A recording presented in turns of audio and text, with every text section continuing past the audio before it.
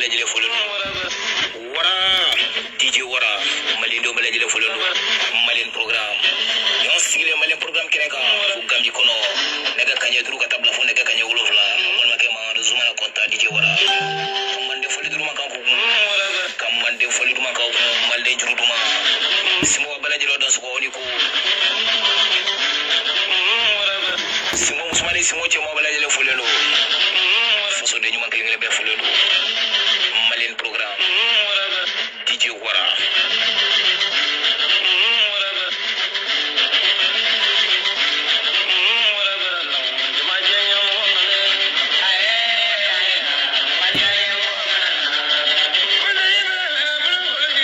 malin program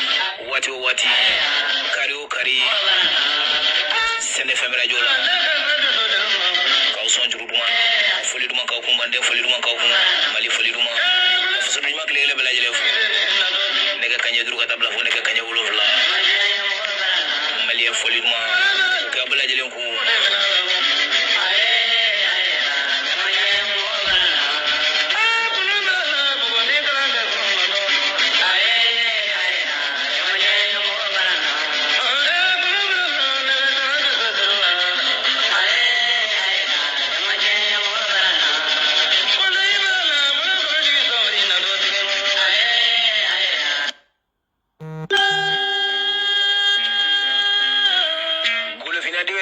be foli do kami tu belajile fu kemi ni belajile nga foli ti wara be kemi tu belajile wuli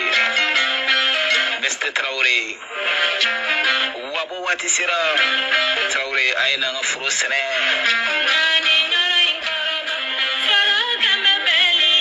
beste tugula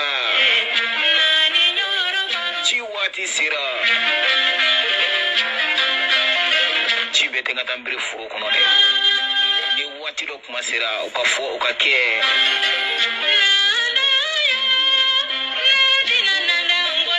betugula weleya ofo sergino yiwelelo ya keneka kaje yiwelelo ni keneka ya Prince yiwelelo ni keneka ya chebete wele ni keneka de General wele ni kenanga ya chiwara bi wele kayka chiwara bi wele Fael musubangana chiwara bi wele ya Saraba ni wele lo chiwara keneka Bamana ire wele lo chiwara keneka Malika Kanuba wele lo chiwara keneka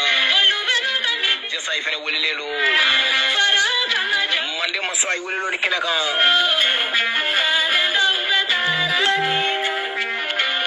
kimiti wabe welelo nikenanga ya chiwara kenaka DJ wara mangando Sen FM radio 90.5 horonti umbela jele wule chiwara kenaka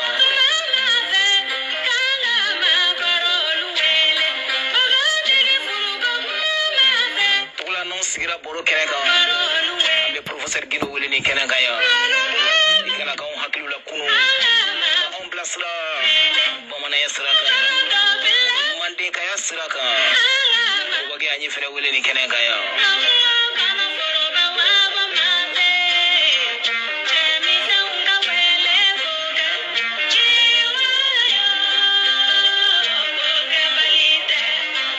ni koyi ya sababu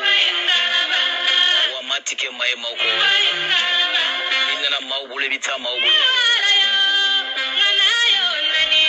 ci wara be ngana be wule ni kenega ya makimi bo kimila be wule ni kenega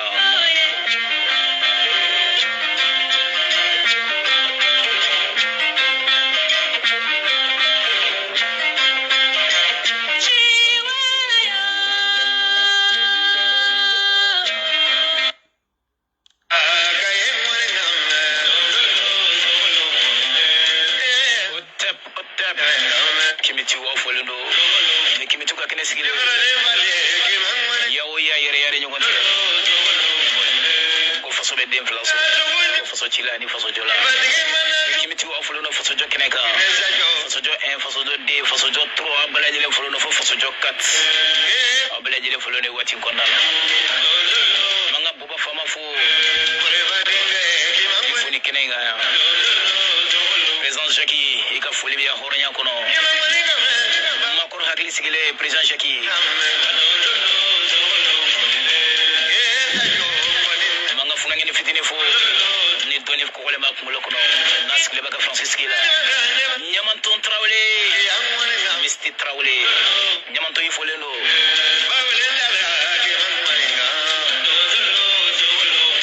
avec 4 fuyano aka donia doni ti fly ala iklendi 4 folelo ya diga hatliski konnala adam tukola nga mande musuba adam mi folelo ya no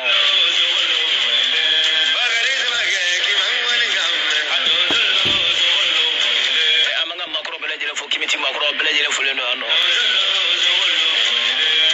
fakoli le fele fuleno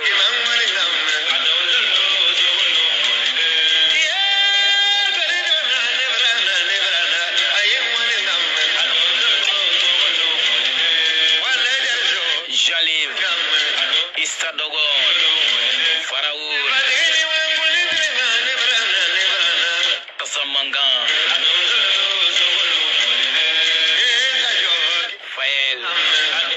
Fulibia DJ Wara Magado Sen FM Radio 90.5 Dore ko ci wara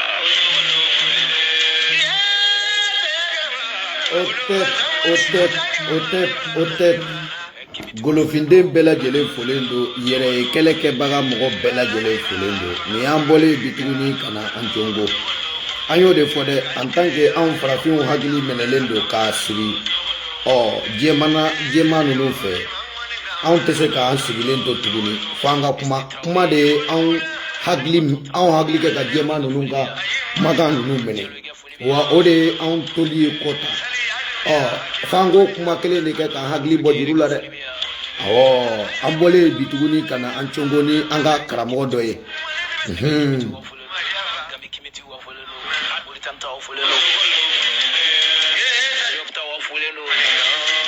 Malikoka Africa non Africoka obeleje le folo kimitu ko obeleje le mako otep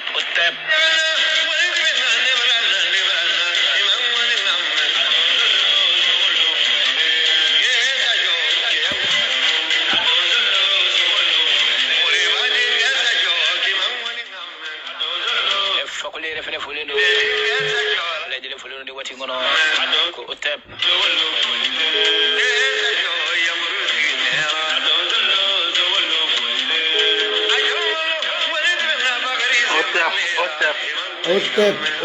Otep Ramgo como tu di koribasite ila bas futa ifolendo era foleno ambe dredila ebise ka folena se la mejagulu bela jelema ambe soroka do kuma kono nana rapidement d'accord comme kamitu bela jelen fo bela jele globila ta fu be mako otep folibi ire Solibe kata tozo kene bela jele globila ambe nabra ko kamitu ko ambe patu ne ko voilà kamitu te prendre frafina voilà pour alors défendre la tête de nos anciens programmes de ama prafina du de la colonie kako lo feza kan ira feza kan da mefe anteke masika jonye c'est autre côté ça dit fantaka usam to mo buto yayi voilà donc tellement frafi tellement ansilanembe fantanya ansilanembe baloko dukuya na kita ngalo katara mo ko ngalo na minti angatinya voilà donc pour parler en fait voilà ambe fe mi anda walimogo nunu tanunu nanga anteni oro bi ni ko nunu be amba takabla ko do be en fe ni oye saya bon ambe ko nunu ambe fe ki dado saya na parce que saya de an sira uye saya foko o keto su do la foka an sira kan ko nunu de do an kunani saya de an bɛ fɛ ko o détail di a ma. Voilà, donc on ɲininkali diyara n ye parce que nin ye ɲininkali importance ye et nin ye kuma importance ye an ka société kɔnɔna na n'o ye communauté islamique n'o ye silamɛya diinɛ mɔgɔw ye. N bɛna min f'i ɲɛna k'a fɔ ko wala tamutigila Yahaya komi u yɛrɛ b'o fɔ arabukan na ko saya kɔfɛ ko ɲɛnamaya bi n ko arabu hébreu y'o mɛn ni hébreukan mɛn o y'o mɛn an ka ancien truc de la Égypte k'a fɔ ko saya kɔfɛ ko ɲɛnamaya wɛrɛ bi mɔgɔ caman tun t'a dɔn mais an ka mɔgɔw ko saya kɔfɛ ko ɲɛnamaya bɛ ɲɛnamaya in kɔrɔ mun ye kɔrɔ t'a yira k'a fɔ ko ni sara k'i bɛ taa jeni k'i ye ko ɲuman ni kojugu min kɛ ko fɛn dɔ de bɛ yen ko o de b'o fɔ ko n'a y'a sɔrɔ ko e ka fɛn fɛn ka di diɲɛ kɔnɔ k'i k'a kɛ ko ni sara ko ala bɛ kisi a ma n ko nin kuma ye bɛɛkanya kuma di est ce que nin kuma in yɛrɛ nin bɛ se ka mara kɛ wa est ce que nin kuma in yɛrɛ bɛ se ka adamadenya yɛrɛ dilan. Nin tɛ se ka adamadenya dilan nin tɛ se ka ɲɛtaga di maa si ma. K'a fɔ ko e ka ko bɛɛ kɛ bani ko ni sara i salen kɔfɛ est ce que a tigi bɛ sa yɔrɔ min e b'a dɔn ni mɔgɔ dɔ ye kojugu kɛ nin na exemple la mɔgɔ dɔ bɛ kojugu kɛ nin na mɔgɔ dɔ bɛ kojugu kɛ nin na fan bɛɛ i bɛ taa sɔrɔ yɛrɛ maliyɛn tɛ i bɛ taa sɔrɔ fɛnkɛ yɛrɛ tɛ o sayɔrɔ ne sayɔrɔ tɛ kelen an ka fɛn wɛrɛ tɛ kelen sini ne n'o bɛ ɲɔgɔn ye cogo jumɛn na ko ka kiiri tigɛ ne n'o ni ɲɔgɔn tɛ exemple la. A ka gɛlɛn o bɛ karamɔgɔw de bɛ bɔ k'o yɔrɔ fɔ an ɲɛna sa kɛ sinon kɔni nin tɛ se ka don hakilima yɛrɛ kun na fiyewu. Nin kuma ninnu min fɔ diinɛ kɔnɔ ni farafinna tɛ a tɛ don maa si kunkolo la tellement on a trop ignorance tellement kodɔnbaliya zera kan a bɛ komi bin dɔ bɛ yen n'a bɔra ɲɔ kɔrɔ a bɛ ɲɔ faga cogo min na n t'a dɔn n'u b'a fɔ ko sɛgɛ c'est à dire diinɛ ye o de ye quoi n'a bɔra ɲɔ kɔrɔ ɲɔ tɛ kɛ a yɛrɛ sago ye a ɲɔ tɛ fɛn ye diinɛ fana bɛ alimanya kɔnɔ o cogo de quoi parce que fɛn min n'i y'a bonya i yɛrɛ hakili ye parce que hakili de ye maaya ye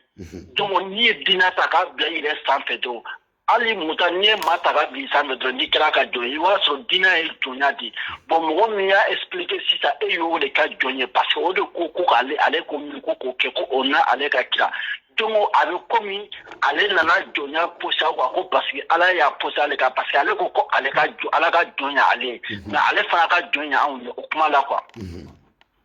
Non, sinon ala kira de kelen pe ala ka jɔn ye mais anw fana ka jɔn ye ale fana ka jɔn ye anw ye anw ye parce que ale b'a fɔ ko ale ta ko n'an ye hali ala ta kɛ ni an ma ale ta kɛ donc an bɛ jigin o kɔrɔ ale fana ye ala dɔ di ala b'ale ɲa donc ale fana bɛ anw ɲa parce que i b'a lakɔlɔsi sisan n'i ye ko fɔ ala kira ma i bɛ arabu jɔnw kodɔnbaliw minnu tɛ fosi kalama i bɛ wuli ka nɔni ni ko kɛ parce que an y'a arabugali caman n'a fɛn caman sɔrɔ ko ala kira ka fisa ni ne fa ye a ka fisa ni ne ba ye voilà donc mutali nin bɛɛ kun ye mun ye ko mɛlɛkɛ alimawutu ko o bɛna nimina mɛlɛkɛ min bɛ yen ko o nimina mɛlɛkɛ in ko o bɛna mɔgɔw faga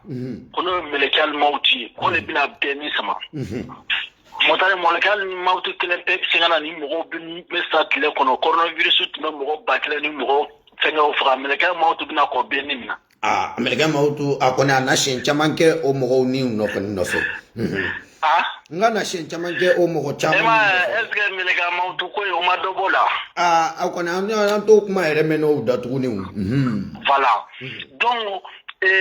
ko mɛlɛkɛ alimawutu o mɛlɛkɛ alimawutu o de ye zifuw ka bɔli fɔlɔ n'u b'a fɔ o ma ko diɲɛ mɔlɔku. O ala de bɛ mɔgɔ faga olu ko hakilina n'i tun ye ko dɔ kɛ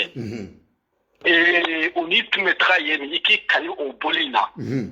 donc ko de bɛ mɔgɔ faga olu de yɛlɛma k'o kɛ diinɛ la ko mɛlɛkɛ alimawutu sinon mɛlɛkɛ alimawutu tɛ yen dɛ ayiwa a tɛ mɛlɛkɛ alimawutu tɛ kuranɛ kɔnɔ pourquoi mɛlɛkɛ alimawutu tɔgɔ tɛ kuranɛ kɔnɔ pour que ala m'a fɔ kuranɛ yɛrɛ dɔn k'ale de mɛlɛkɛ alimawutu k'a bɛ mɔgɔ bila ka ni minɛ. Mɛlɛkɛ alimawutu yɛrɛ n'ale yɛrɛ tɔgɔ tɛ kuranɛ kɔnɔ ka ban bɔn o kuma o y'a dɔn o la cogo sugu jumɛn na u y'a dɔn ni hadisaw de ye wa cogo sugu jumɛn na o la. Comme tradition jifu ka tradition u ka ladala boli dɔ de tun olu b'a fɔ ma ko diɲɛ mɔlɔku ko ala c'est à dire mɔlɔku ye masa de ye quoi ala masakɛba donc masa mi be mo ni mina sur donc o de e brekana de o le tunye to la o yo le tako se be bible ni fon gono ko de melekan mo ti ko de be mo ni mina kam mo ba na ko de be mo fa bon mbe fe halisa iki dado saya parce que saya kono ko ni de parce que saya ko ni re de an mene de ka anji nunu ma quoi parce que ba bagaba ni saya kuma de afoka ke malien re nye ko la fanga famia de ko saya o yenye ma re talando di voilà motale saya era koramie tabe comme an mo ni ma ni an mo ba fo ko ni ma banalima kite batalima Dieu be mo minu ko ala ko itnya mo minu ko ala ko titnya mo minu ko ko ala be mo minu ko ala tiu mo citer ko mo minu ko ça ngalo faut beaucoup de femmes c'est la mort éternelle ça y jakwa de jakwa jakwa soudma musala amina misila samadi sayala voilà mo mi wolola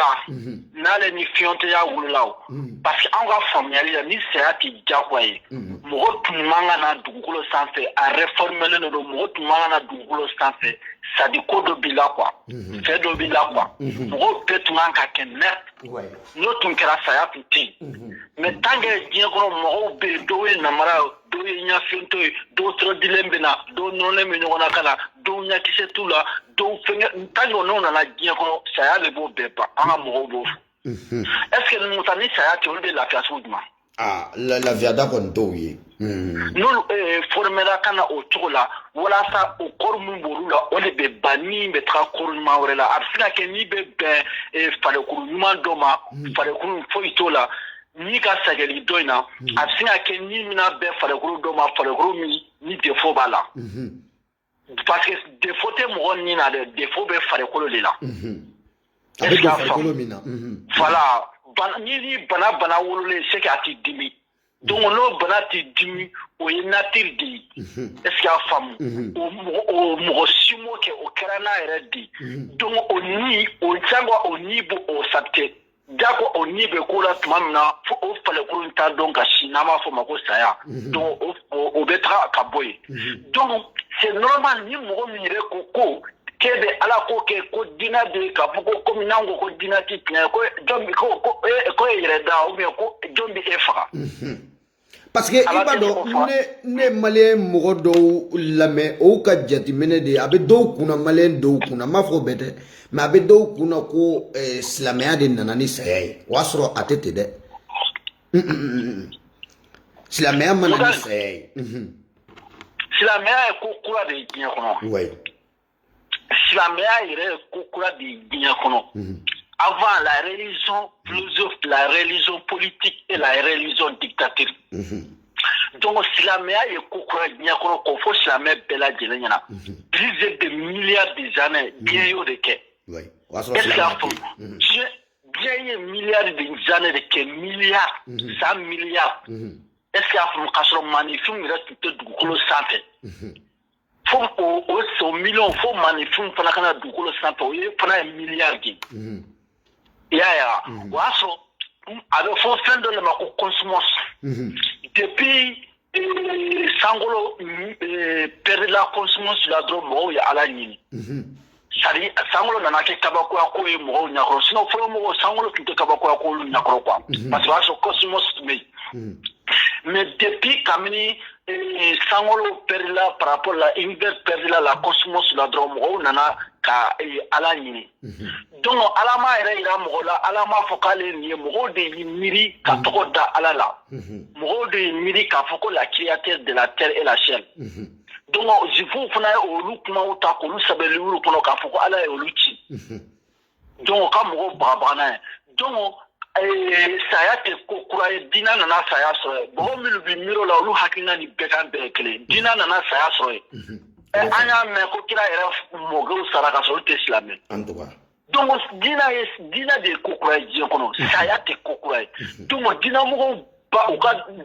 dalila de t'u bolo e ye silamɛ ne ye silamɛ ko n'an sara k'an bɛ taa ɲɛbɔ mɛ e kɔni ala t'e to yen k'e ye silamɛ ala tɛ ne to yen ko ne ye kafiri ye donc nafa jumɛn b'o la foyi a kɛni kɛra cogo o cogo an bɛɛ bɛ dugukolo sanfɛ ala t'e bali ka e bana k'e ye kafiri k'e ye silamɛ ye ala tɛ ne bali ka ko ne ye silamɛ donc n'i ye nin kuma fɔ ko après ko n'an sara ko an b'a ye o de ye nkalon ye ni mɔgɔ min ye ko k'o kɛ dugukolo sanfɛ n'i sara e ni mɔnɛ de don n'i y'i ban ka kɛ fantan ye e ni dimine don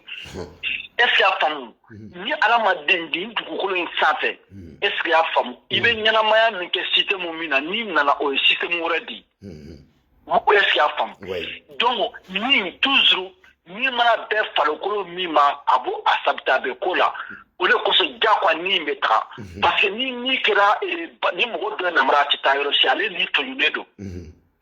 est ce que y'a faamu donc ni min bɛna o kɔfɛ tuguni diyagoya a bɛna fɛn na a bɛ kɔntan fɛn min na donc mɔgɔ tari o de kosɔn fantanya ni foyi tɛ tiɲɛ a tɛ esprit de donc saya ye normal de ye saya yɛrɛ de ka di ni diɲɛ ko bɛɛ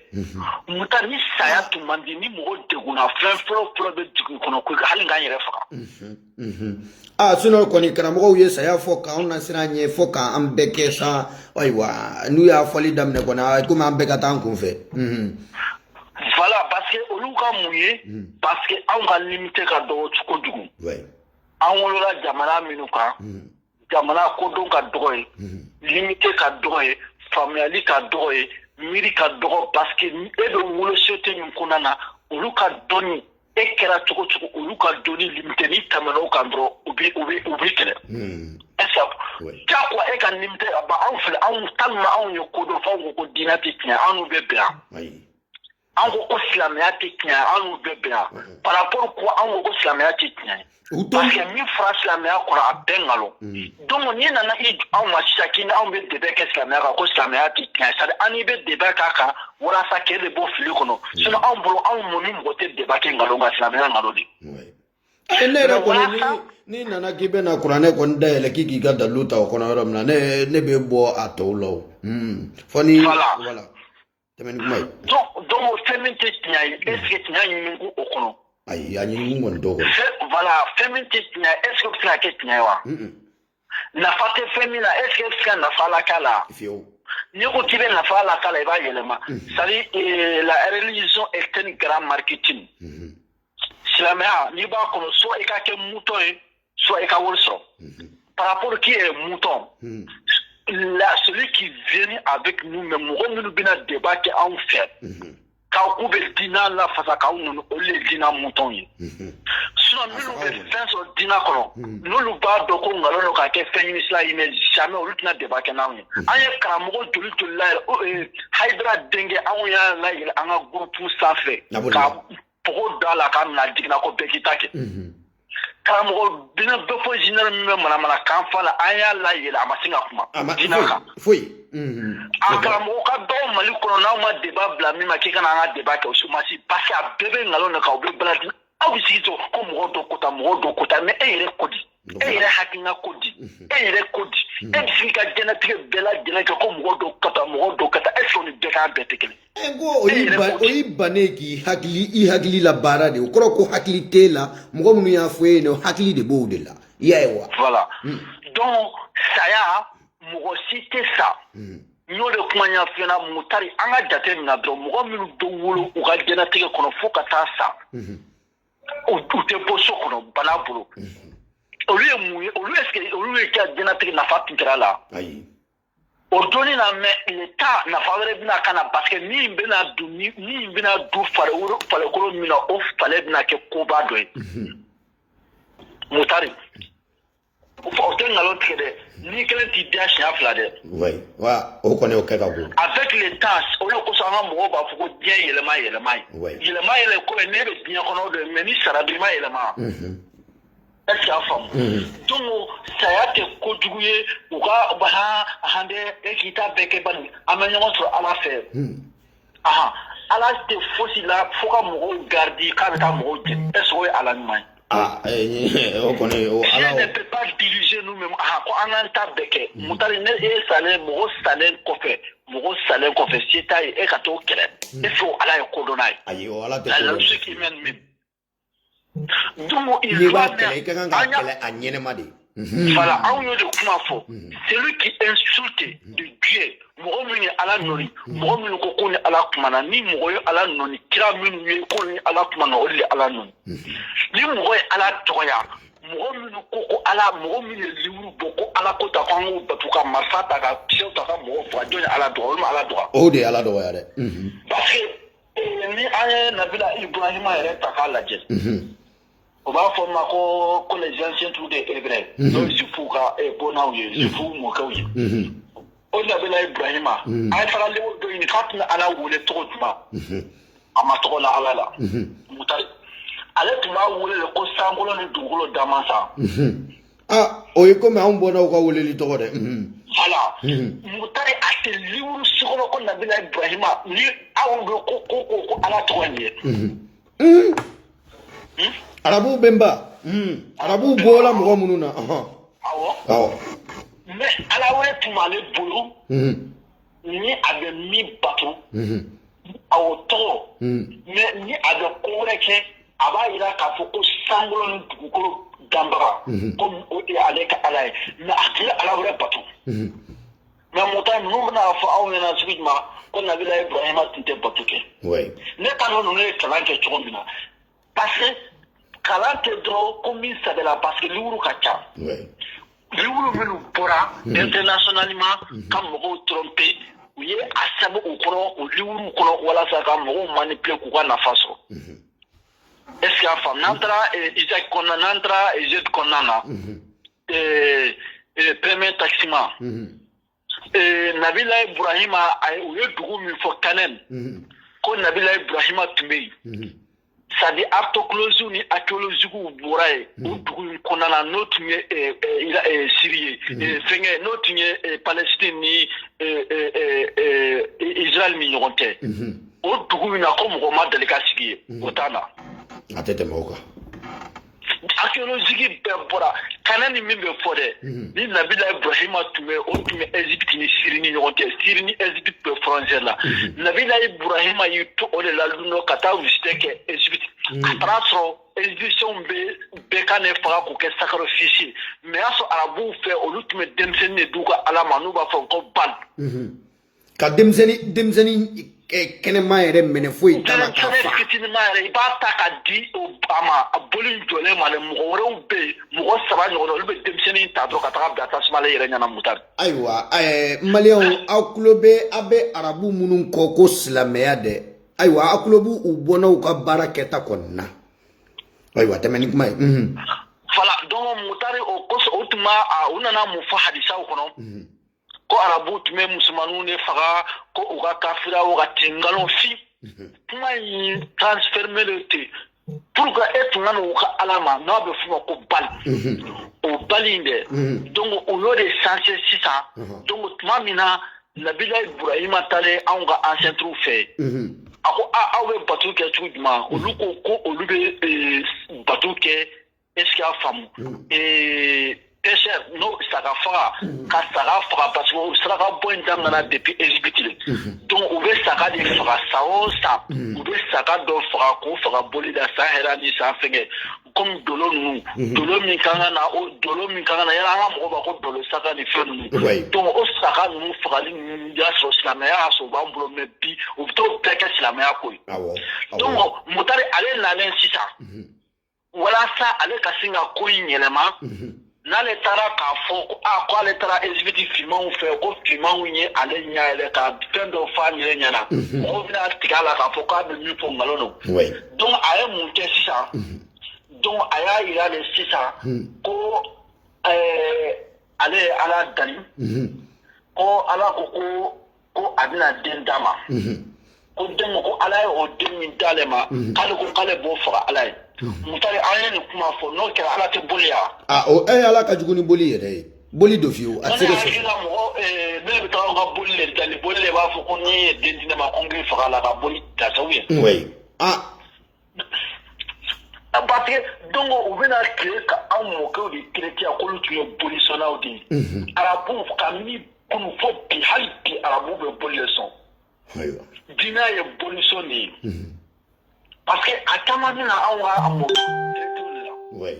o yu dala kan de ko bolissona udo o asoro o were be mogo mununga kuma kan kakala me o de bolis o bona o be bolisson ambo doni bolisson dronde voilà donc allez nana ta programme mutai donc anana sisa ko parce que pour ko changer ay politique joke ay ere denemina ay wolo di ko changer a wolo de ka ako ala ko to le freshman donc ko o la ko ala saka di gema blagara parce que aso trale wa fa ko nyelema ka tunga saka frabolina Bemaka. Voilà, donc à Fengé Boy. Mais deuxièmement, on tient à faire que la sacrée mina exécuté. Oui. Donc, on est le comment il faut ça. Donc, on est comment il est le matin à boli. Donc, à Sakaï fera bolina. N'abo forma ko yao. On est bali. On est censé qu'on fasse l'élément. Qu'on est ko yao ine alaye. Mais ko Dubai ko ode yao djouye. Donc sintane kamno wala donc bible ni croire be sintane ni ala keteni est-ce que famu donc ni kamno ni wala sintane ke ala o yawe donc dupal no ba fuma ko bali donc o ya juye o sintane nunca nunu yerin ko inde la bende sa kamgo hagli de siri jurula sunanna sa sufi ke nuyi hagli bla ika o la miri ko ina kabadro iba chena ngalom bodo nyogona Moutalme ka dina le éventer sugu finyana o parce avec pour le ko mo mi dina ko dina bora nabila ibrahim le nyana donc dina de la sugu les photos fier ni quoi avec fam am nya bana fam oui voilà nabila ibrahim a te ko ala ya chu aka livruti donc ale dina mi bla ay ala mi bla o ala o jugu o yo de ke sintane ka ya o no ba fama ko ban donc ya o ko ke ala donc à cas sur cas ça va faire là ça on ça parce que ça va faire une fin d'année na exécuter d'autres mais hali on le buga diuru kono dikman de ma de muish nous va fama ko maida nous wala hay o buka ko na ere kono nana o buka ko na kono suratul maida kono aywa parce que Musa wala hali dira ma ko na ma dama donc kitabu ma di Musa ma mais avec faut ko Musa ga kitabu o kono bofo voilà kitabu ma di Musa ma de wala hali dira Musa ma kitabu te Musa bo sabeli don ne kra dro sare attendre de savoir à l'est pour apana anga dine la sela udate sela ni yoro maya de noni mais est-ce que montaro ba doa ni ngali be ya voilà est-ce que hanu ba do ba fo parce que oluve wala sa ka beke dina moye olu ka fensro parce que ni mo karamo bu wole kata dengulu la kata suya ko la donc kata ka woro duma donc on va fo ko amme ala ta fo mo wajibi ke ala ko sike mali kono karamo ye fantam ye bia ayi mais non il y a fo ka fo ko dina te nya olu bina balon to duma be wuli ka baraka na foto be ka baraka to mina o de kama ne dutele ndo ala Allah soro karamo be ni ko in chendo ese karamo be do wa u be fene ta do mais allu fene ba do a foli fene ka ona kunun ka bo fena o ka intérêt to la o parce que o ye yanga mi soro an kuna ni o ya ona kunu o teno yanga soro an kuna quoi maleu fo maleu kunyele de koy nyen kalimbo ko la ni sa me akala hal ni ma korodo suvidre ka luru kala ibado ka fo ko ngalono oui ibado ka fo ko ngalo pale ba ko ala ko sige dole be ka kono na musula silamɛw hali toute nunu sanfɛ minnu b'a la ko silamɛw u tɛ fosi la musow weleli manamana baro olu to n ka livre yɛrɛ kɔnɔna na olu yɛrɛ ka diinɛ yɛrɛ kɔnɔna na i bɛ mɔgɔ ye a bɛɛ silamɛw u tɛ fosi la mɔgɔ wele ni bogosi ni tigitigi fɛn fo ko fɛn ninnu san mais mutar olu yɛrɛ ka kuranɛ kɔnɔ a b'o kɔnɔ la ko wala ta kira bolo jɛn na k'a kɛra gana jɛnɛya la kuma tɛ k'a kɛ mais nin fana politique donnen don parce que ala kira ye nin fana kɛ ka mɔgɔw bagabaga walasa mɔgɔ kana ca ale muso ma parce que a muso ka ca c'est la traduction prophétique donc on le ko sahali ko kitabu to ko Abdurrahman bin Shakhirun est-ce qu'il a femme et kana wa ko watala zubi kalamia ko sadi kuma dina refoli muso ye ko gena ko damso do bi amero ma bi ko oteke kamo ba tali wajibila donc min fa be kamo ko islamia ko ni mana kamforo uno ko dina kala ni suni ngalonte mais on veut to ki le que toi ne islamé ni ne yeki islamé do na hakili be jidu mutone ko sara non hakili ta islamia refoli mogoma ay ka fi madro ko hakili de tila quoi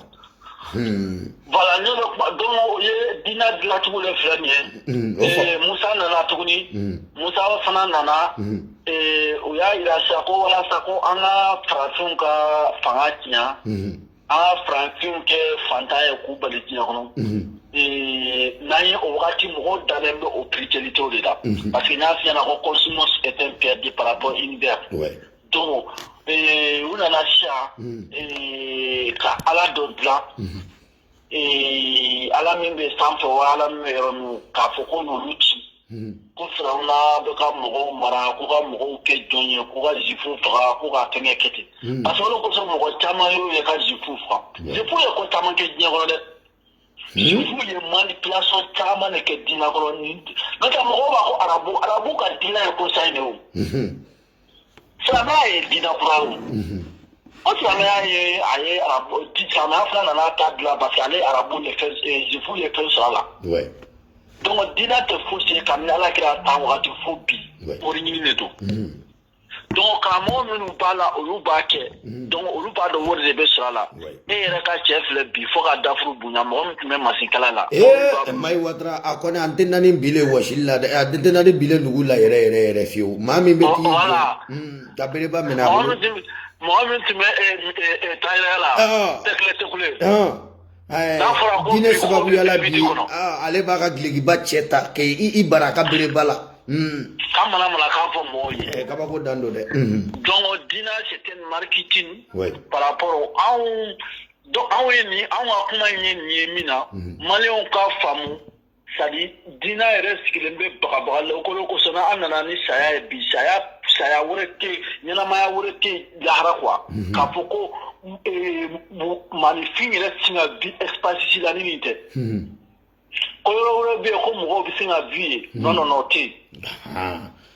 avec comme ça tellement mo ba poko mo re funyo ba be nyero ebe be funyo sama mutare funyo ba ere be yoro mo singa vie imani abion be bolikine tritala parce que talma fuyo be voilà donc talma fuyo be santé donc o ka fait tout boulot de ebe fuyo samara blasoud mamou ebe dun kolongo est-ce que fuyo be digi kolongo na fuyo koni ebe digi denga ko est-ce que fuyo parce que mo be exprimer que il be fuyo mina bole ibole sama ima coronavirus na len ko fe parce que fuyo be bon mo kono an yere dama bo nyoko ko fuyo sama donc o fuyo fana ye nature do de o ni fuyo min be tekle o ni fuyo min be te mo ka photo la foko de fo mawnyara malion ngone aklobe kuma la de na soro mami mbese kani kuma nunu soso ambe soro yoro mina we faso jo kene ay numero bla amba la do groupe ngona amba mena nyogonda la tamani kuma voilà donc on a la ngulo sofenina ala de aunda ala ya jondo mutari ala ma mashida o kone o yu dala gese de ko ala de mauda idumbu yin ko ala ya mo da to mina o tese ko nyefo tamani voilà ko parce ko ala ya fa da mani awada ko ala ko oluma ko parce que bibulu flori ya fo Daniel ko to ko adama no ko Daniel est-ce que famla voilà Adam donc c'est Adam ba ote on a kayo c'est une langue et c'est donc adlala siride est-ce qu'il y a femme adlala siride donc au loupe siré mouye zufuta afa adamani hawa plan biblu kono jeudi konana zufu dedo comme donc tal nous est farafin que bekani ça dit ni qui mérite ko farafin sona qui mérite ka dina ke tnaye hal sa ka usana quoi quand nous sommes à côté du gros safa nous sommes à côté du gros safa nous sommes à côté du gros safa et moi avec mon du gros safa ni jonate ambi buru kata ka fi jamana ka wala sanga balo foi ante foi wala combien de personnes qui aujourd'hui étaient par rapport à la continent africaine ils sont morts à cause des fermes à cause ils ne peuvent pas aller trouver une l'eau nature orke an wɛrɛ ka dugukolo an sigiyɔrɔ ka ɲi balo sɛnɛ yɛrɛ la ni an y'an cɛsiri o ma yan'an k'an sigi ko ala de bɛ fɛn bɛɛ kɛ an yɛrɛw bɛ se ka dabali minnu tigɛ k'o kɛ i b'a ye an bɛ se ka dabali tigɛ jiko la an bɛ se ka dabali tigɛ dun ka fa la cogo min na nka an b'an sigi de ko ala de b'o bɛɛ kɛ. mina ye ɲininka sisan dugukolo ye Europe i bɛ Europe ye dugukolo ye ko min tɛ sɛnɛnen tɛ fɛn dɔ la ko fɛn dɔ tɛ min na. ni yan yɛrɛ dugukolo yɛrɛ fɔlɔ ni ka baara yɛrɛ k'a la fɔlɔ f'i ka produit dɔ de k'a la fɔlɔ. y'a mɛn k'a fɔ ko sɛnɛ bɛ mɔgɔ développer hali bilaki kodɔnbali min bɛ tɔw la n'u bɛ ka ɲɔgɔn na gosi an bɛ sɛnɛ de la u bɛ sɛnɛ de la an bɛ sɛnɛ de la est-ce que mutari sɛnɛ tɛ yɔrɔ o yɔrɔ bi Europe bange dɔ bɛ yen. Ni san o san sera européens ka député européen union européenne u bɛ bange fɔlɔ minnu financer o ye sɛnɛ bangew de. awɔ. parce que ni sɛnɛ tɛ yɔrɔ o yɔrɔ maaya tɛ yen farafinna bi Mali kɔnɔ i ka nin kuma i ka nin yɔrɔ in diyara n ye pour que Mali ka taa ɲɛ bi an ka Faransi ko bila an ka sinima ko bila an ka kɛ an yɛrɛ fɔlɔ farafin kan ka mun kɛ. A kan ka sɛnɛkɛ matériel de ɲini an kan ka ko bɛɛ kɛ aujourd'hui on doit aller développer par rapport à notre cultivateur quoi an kan ka lajɛ sɛnɛ tɛ kɛ bi ni kunkolo tɛ o n'o de kuma fɔ bi farafinna parce que farafin bɛ baara la dɛ n na zana dɔ la ye mutari n'i ye mɔgɔ bila k'a ka taa foro kɔnɔ sɛnɛ la yalɔ ɲɔ ni bin bɔlen don o tɛ kɛlɛ ale taara bin tigɛ ale taara ɲɔ tigɛ ka bin bila a ye baara kɛ dɛ mais est-ce que nafa b'a baara la nafa foyi t'a la. bon anw farafin bɛ dugukolo sanfɛ o de la an bɛ baara kɛ nafa kelen t'a la farafin t'a dɔn nin ye nafa ye min ye ou bien tɔɔrɔ ye min ye ou bien nin ma ɲi nin ka ɲi ou bien nin kan ka kɛ nin man ka kɛ ni t'o dɔn nin bɛɛ ka bɛɛ kelen nous ne peut pas reconnaître qui est mal qui est bon qui au fait qui on ne peut pas fait on ne les avait pas connaître ça donc ni t'o dɔn ni misi bɛ ni mouton bɛɛ kelen c'est la réalité même. Pourquoi Afrique on ne peut pas développer, on ne les avait pas. Est-ce qu'on a minke, on a minka amano, on a minmayama. Est-ce qu'on a un mot de amtanya sur du mana? An kɔni an t'a dɔn min ka ɲi an ma parce que a b'an kunna min kɔni ka ɲi an ma n'o ye diinɛ kɔni ye an ɲɛ t'o ɲɛyɔrɔ la dɛ. Ni nana sisan ni n'an taara la science ni taara science kɔnɔ bon la mutari m'a f'i ye ni dɔnni tɛ ala ko tɛ tiɲɛ ye. Ala ye dɔnni dɔrɔn de ye ala putre tɛ dɔnni dɔrɔn de ye ala ye. dɔnni kɔni an ɲɛ b'o ɲɔ la. a bɛ k'u ka livre yɛrɛ ko kulu sɛn ilimun ko fɛn bɛɛ lajɛlen laban ye dɔnni dɔrɔn de bolo. butari u bɛ ɲɔgɔn bloku dɔrɔn de la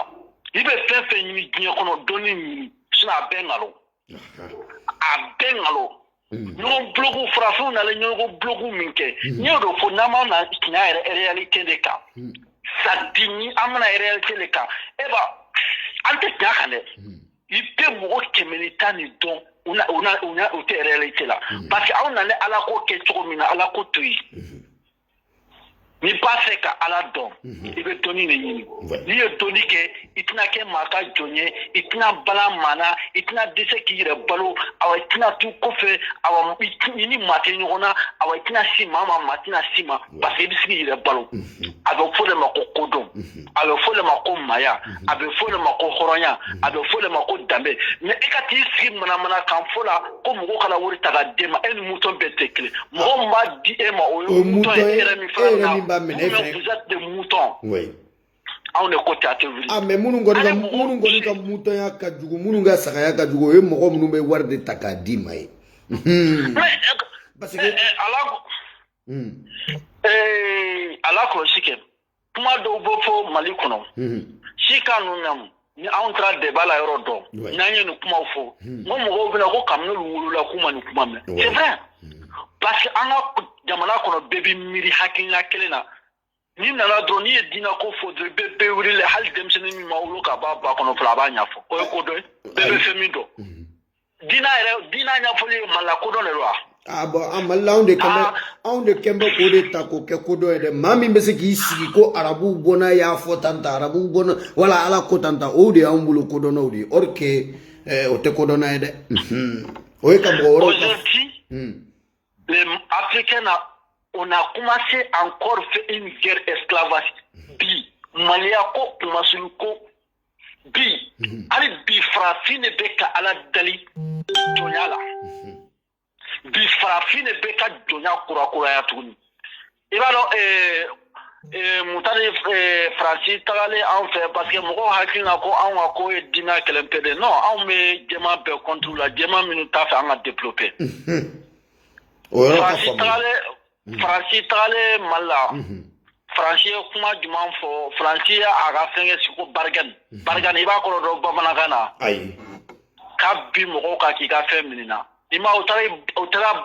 bargan utara barrière de da ani kila di nyokonte counter dué o jele do ambela jele yene ba ona na yesisa c'est la mot pièce d'enfant kuma motali walika mane olo kuso masisi nga walika kala kika kefenye walika de parce que anta do bon o ere mo ayre bu wolete ko yala nga kuna foni jile wa foko surashi Francis surashi kelekela munu ma ve barikanu yeah voilà o barikanu ne ko do ole senene tundu kana ante du kital Ube na bari dani ani voilà o tia franyana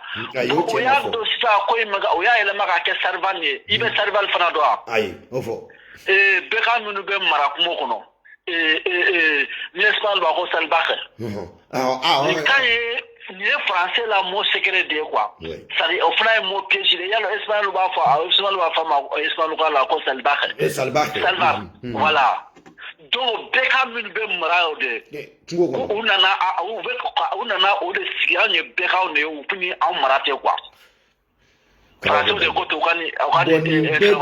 nimbede walikan keti chesiri waliko de fede nimbede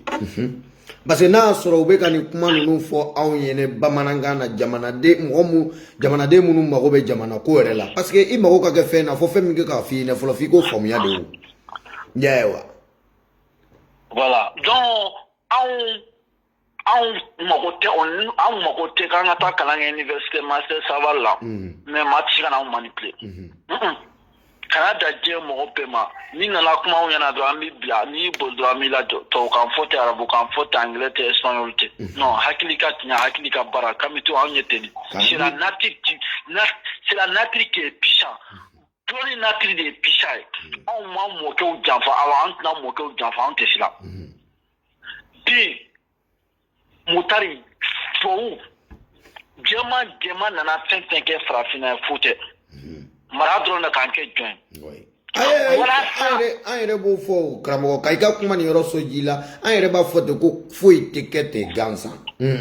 nunu tse ka wuli kanuka o segena ka shika doni munu yini ko be kanu o labara an fe ate no tu ka interest ro aye pour ni intervention militaire avec jamana jonga sama jamana ote avec o regade avec jamana note avec to ka jamana ka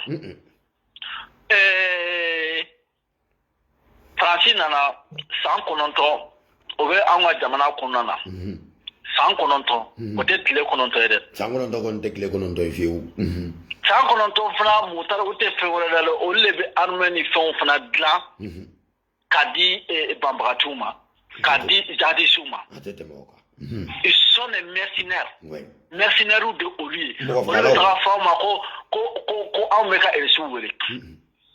ka luka ka français saria michi an nu ni yonte nu yi an ga jamana kono dem faka matala ate juger Kana fea ijo kana fea ke kila ka foko nu yanga jamana kono 2000 fra ku te yininga moi joguna trawle ani ibeka kamni wolola dinya kono madale ka ibeka nyugo bekanye ani joguna trawle mali be denga kono bi aujourd'hui joguna qui éteint qui a créé notre pays avec ibeka c'est le nous donc la joguna ni ibeka de anga jamana jafa parce que français on na anga jamana ka français on mala ka anga kele bawo français on mala malion kamade tuma mina turusu na le kele ke français combat mini parce que si ça sema nous mala ajawati nous ya elema bika ke sema olu comme desa ou ye turusu wele ku kana foro ko ka mali libe no o ya e ka foko nu ni o te hakina kelena donc o ya ko nu te harna kelena turusu nu yira wele la yulo wakati le ka mukuma ajaba di yira fuka donc o do yira dama be kenyo kona bon comme desa turusi ajawadi nale olu le ko français kana olu la kana olu ko so traki dalama mo ti traki dal kata barkanda parce que kala je tourni au lieu de nous sommes des servants là on est doula ko salba ça dit on est oula ko de ka on kana anakana c'est ça que voilà on a fait là c'est ça que c'est la blague qui crée tout ne do ko manya to ka liwuru kama ne be asabele ba ko français oula ko de khani ce n'était pas comment c'est bima ode kama ambalema munu fene bila ko Francis nyo problème ye no de fongo o mogo nunu flenete afoko mbi u critiquer ngo kadaka unuka chien fene de be nyokona ouais parce que mais ko allu ba foko Francis ya nyuma mi ato ambina Francis ka piège konona na oye arabu islaméen de ato on maseka réfléchir en kongolo la ngu kana yino oro fene de ko awo mutari mali but ano de fo sari yanika ni yanika bi itakura ro mi an takurale an ka biro yana an miya an na bi o islamiadi matalo na yoro mina op mala fe italo na yoro mina yanika ta jigi ibile yoro mina ibe jigo yanika jigo la italo na yoro mina ibe jigo de la voilà donc wa an talo la islamiadi de la voilà silamɛ y'an hakili de faga fɔlɔ o kuma la fɛ sa mɔgɔ hakili minɛlen ala kaba n'i ye fɛn fɛn fɔ a ye ne a t'a dɔn voilà donc o yɔrɔ la sari yɛrɛ kuma fɔ ka ban anw ka problème bɛɛ parce que pour ka kɔrɔfɔ mɔgɔw n'u dɛsɛra mali la f'u ye nin turubisu de fara u kan k'u kana silamɛya ye parce que n'u nana n'o ye sisan u b'a dɔn k'a fɔ maliyɛnw bɛ sɔn ko ka sariya sigi olu yɛrɛ dama mana bɛn a la ya wa parce que olu nana terroriste nana fɔlɔ dɔw ye bangew de attaqué ka mali bange wariw bɛɛ mina ka taa n'u ye an y'o kuma yɛrɛ mɛn hali an ka diinɛ lasela dɔw da ko dugumɔgɔ ko bangi minnu tun bɛ yen bangi dun bɛ yen fo an ka faamuya de bangi ye i bɛ se ka taa juru ta san na mɔgɔ minnu bɛ kɛ furufuru ninnu ni fɛn ninnu feere o bɛ se ka taa 4,000 juru ta o bɛ taa sɔw ni fɛnw san k'o yɛlɛma k'o kɛ furufuru ye k'o di mɔgɔw ma o ye économie nasira dɔ de ye o ɲɛtaga nasira dɔ de y'o ye. bien sûr donc i ka kuma in ka sɔn ji la parce que jamana si ti ka jɔ ko dɔn kan jamana n y'a f'i ɲɛna cogo min i kan ka min kɛ i kan k'o dɔn i man ka min kɛ i kan k'o dɔn ani fɛn min kan k'i nafa ani fɛn man k'i nafa bon diinɛ b'a yira mɔgɔw la ko foyi tɛ diɲɛ kɔnɔ min bɛ mɔgɔ nafa ka diinɛ bɔ ko parce que ko i ka diɲɛ ɲini ko de ka ɲi ko pardon k'i ka lahara ɲini ko o de ka ɲi parce que an tɛ mɛn nin diɲɛ in kɔnɔ o nana nɛgɛ kɔnɔ an taara si lahara ko saya tɛ yen ko mɔgɔw bɛ tu nɔ na mutari n'a fɔra ko saya tun tɛ yen saya o tun bɛ daminɛ yan fɔlɔ de. normalement a tun kan ka daminɛ yan de. voilà parce que nin ko ninnu ye zirida kan de o ninnu ye bɛɛkanya kuma di awa nin kuma fana farafin dɔ de dala nin na ani arabu a daminɛna minnu fɛ mais bi arabu caman y'a faamu. non arabu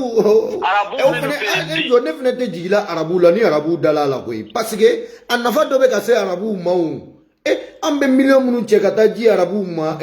hejili kɛ ko ninnu na o bɛɛ y'a nafa dɔ ye hali n'a sɔrɔ cɛn t'a la o bolo u yɛrɛ y'o dɔn conscient est ce que nafa min bɛ ka don u kun ye o bɛ sɔn k'a f'u ka bɔ k'u k'a fɔ ko cɛn t'a la wa. arabu tun b'a fɛ diɲɛ bɛɛ ka ni diɲɛ bɛɛ tun kɛra silamɛ ye a nafa tun bɛ arabu de fɔlɔ salidɛbɛ min bɛ sa o tapi ninnu bɛ bɔ arabu de fɛ olu de b'a fabriquer kuranɛ minnu bɛ sa o kuranɛ ninnu bɛ fabriquer arabu de fɛ hadisa minnu bɛ sa silamɛya livre minnu bɛ sa olu bɛɛ bɛ bɔ arabu de fɛ donc imura ni hiju min bɛ kɛ o bɛ kɛ arabu de fɛ donc i bɛ ka hiju kun min fɔ hiju yi karamɔgɔw sigilen b'o le kan i m'a ɲininka mali karamɔgɔw ye mɔgɔw ka wariw minɛ hiju bɔlen a ma tuguni u ma sɔn ka mɔgɔw ka wari lasegin. ayiwa filɛ dɛ ma fa filɛ dɛ. n'o tɛ ne filɛ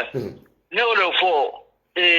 hali ni diɲɛ wari bɛɛ bɛ bunne ko ne tɛ n ka musokɔrɔba lawuli ka taa. ayo kɔni. ne ye wari min di ne ka musokɔrɔba ma ka taa hiju la ne b'o de don sugu la a k'o dumu a k'i yɛrɛ o nafa a ka ni lafiya o nafa ka bon ma ka taga ye.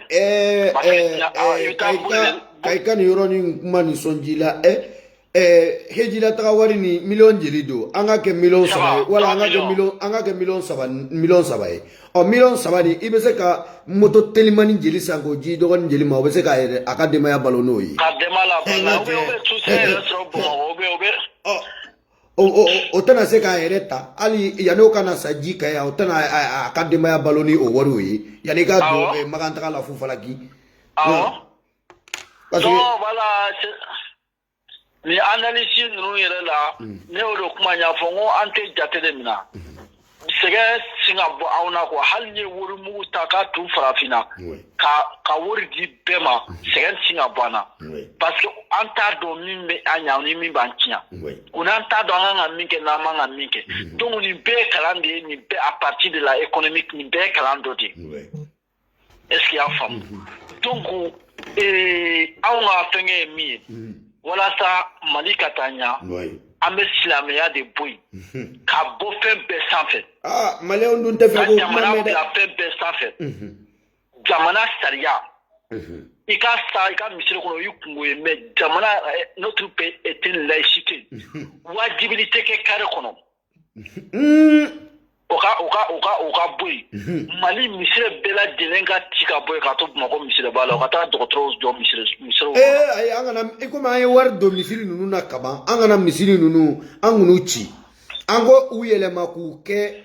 baara kalanyɔrɔ ye denmisɛnninw bɛ se ka taa formation ninnu kɛ yɔrɔ min na yɛlɛma ko pe ni fɛnw de b'u kɔnɔ est ce que a bɛ se ka yɛlɛma a bɛ yɛlɛma dɛ